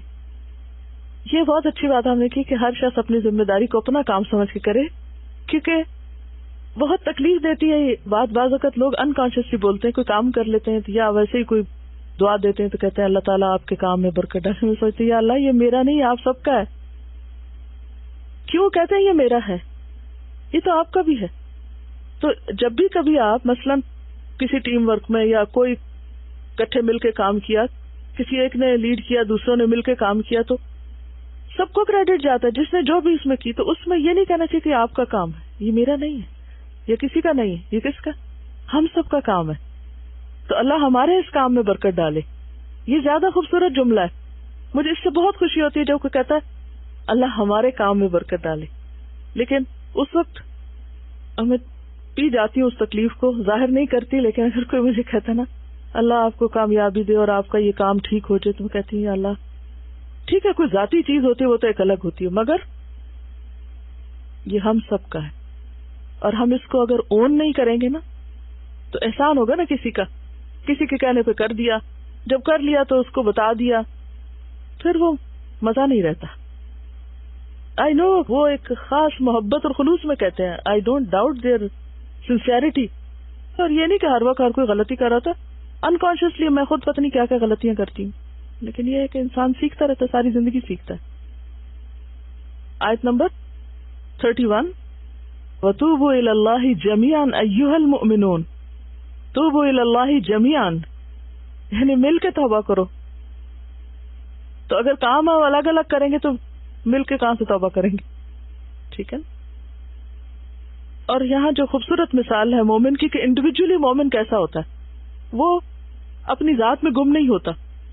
اس کی ذات کیا ہوتی ہے؟ سراپا نور ہوتی ہے. اس کا سینہ ایسے نور سے بھرا ہوا ہوتا ہے کہ جو جہاں بھی بیٹھتا ہے اس نور کو پھیلاتا رہتا ہے. ابھی میں گھر سے آ رہی تھی تو آخری کراسنگ پہ جب ہم مڑے تو ایک شخص کھڑا تھا اور وہ اس طرح دیکھ رہا تھا, اس کے چہرے پہ اتنی پریشانی تھی اور تنہا کھڑا تھا. پتہ نہیں کیا اس کے دل میں ہوگا, کیا ہوگا. تو میں اپنے آنسو نہیں کنٹرول کر پائی. میں یہی دعا کری تھی کہ اللہ ہمیں توفیق دے کہ ہم یہاں تک پہنچ سکیں. پتہ نہیں اس کے دل میں کیا پریشانی ہے کہ جو اس کی شکل کے اوپر اتنی زیادہ چھائی ہوئی ہے کہ خدا جانے وہ کس مصیبت میں ہے. لیکن ہم کیا کر رہے ہیں؟ کچھ نہیں, صرف دعائی کر کے گزر سکتے ہیں. تو جب تک اس کام کو آپ سب تک پہنچانے کے لیے نہیں سوچیں گے, اور اگر کچھ نہ ہو سکے تو صرف دعائی کر دیا کریں دوسروں کے لیے, تو ہو سکتا ہے اللہ تعالیٰ کہیں سے موقع نکال دے. اگر آج ہماری زندگی میں نہیں تو ہو سکتا ہے کل اگلی جنریشن, اس سے اگلی جنریشن, معلوم نہیں کون وہاں تک بھی جا پہنچے. مسلمان کیوں نہیں کر پاتے؟ اس لیے کہ کام کرنے والے لوگ اکٹھے ہی نہیں ہوتے. بڑے کام اکیلا کوئی بھی نہیں کر سکتا, ایک ہاتھ سے نہیں ہوا کرتا. اور ٹیم بنانے سے لوگ کیوں ڈرتے ہیں؟ کوئی جھگڑے فساد ہو جاتے ہیں, نیک مقصد کے لیے اکٹھے ہوتے ہیں اور لڑ جھگڑ کے گھر چلے جاتے ہیں. اور اسی میں ٹیم ورک میں ایک اور اہم نقطہ ہے جو آیت نمبر 62 میں ہے, انما المؤمنون الذين آمنوا بالله ورسوله واذا كانوا معه على امر جامع لم يذهبوا حتى يستأذنوه. اجازت کے بغیر چھٹی نہ کرنا. ان الذين يستأذنونك اولئك الذين يؤمنون بالله ورسوله فاذا استأذنوك لبعض شأنهم فأذن لمن شئت منهم واستغفر لهم الله ان الله غفور رحیم. اس صورت کو میں چاہوں گی کہ پھر ٹیم ورک کے حوالے سے دوبارہ غور کر کے, اور اگر کوئی ایسی پریزنٹیشن بنا سکے کتنا اچھا ہوگا کہ ٹیم ورک میں جو بنیادی اصول ہیں ان کو لکھ کے اور ساتھ پھر آیت اور اس کا ترجمہ اور اس میں سے جو باتیں سبق نکلتے ہیں، کیونکہ پوری آرگنائزیشن قرآن نے ہمیں سکھا دی ہے، لیکن ہم نے کبھی اس نظر سے چیزوں کو دیکھا ہی نہیں اور اس سے وہ اصول نکالے ہی نہیں. تو اگر اس طرح کی کوئی کوشش کریں تو میرے خیال ہے کہ بہت فائدہ مند ہوگی. Team work in the light of سورۃ النور. نور تبھی پھیلتا ہے جب اجتماعی کام ہوتا ہے. سبحانک اللہم و بحمدک نشہد ان لا الہ الا انت نستغفرک و نتوب الیک. السلام علیکم و رحمۃ اللہ وبرکاتہ.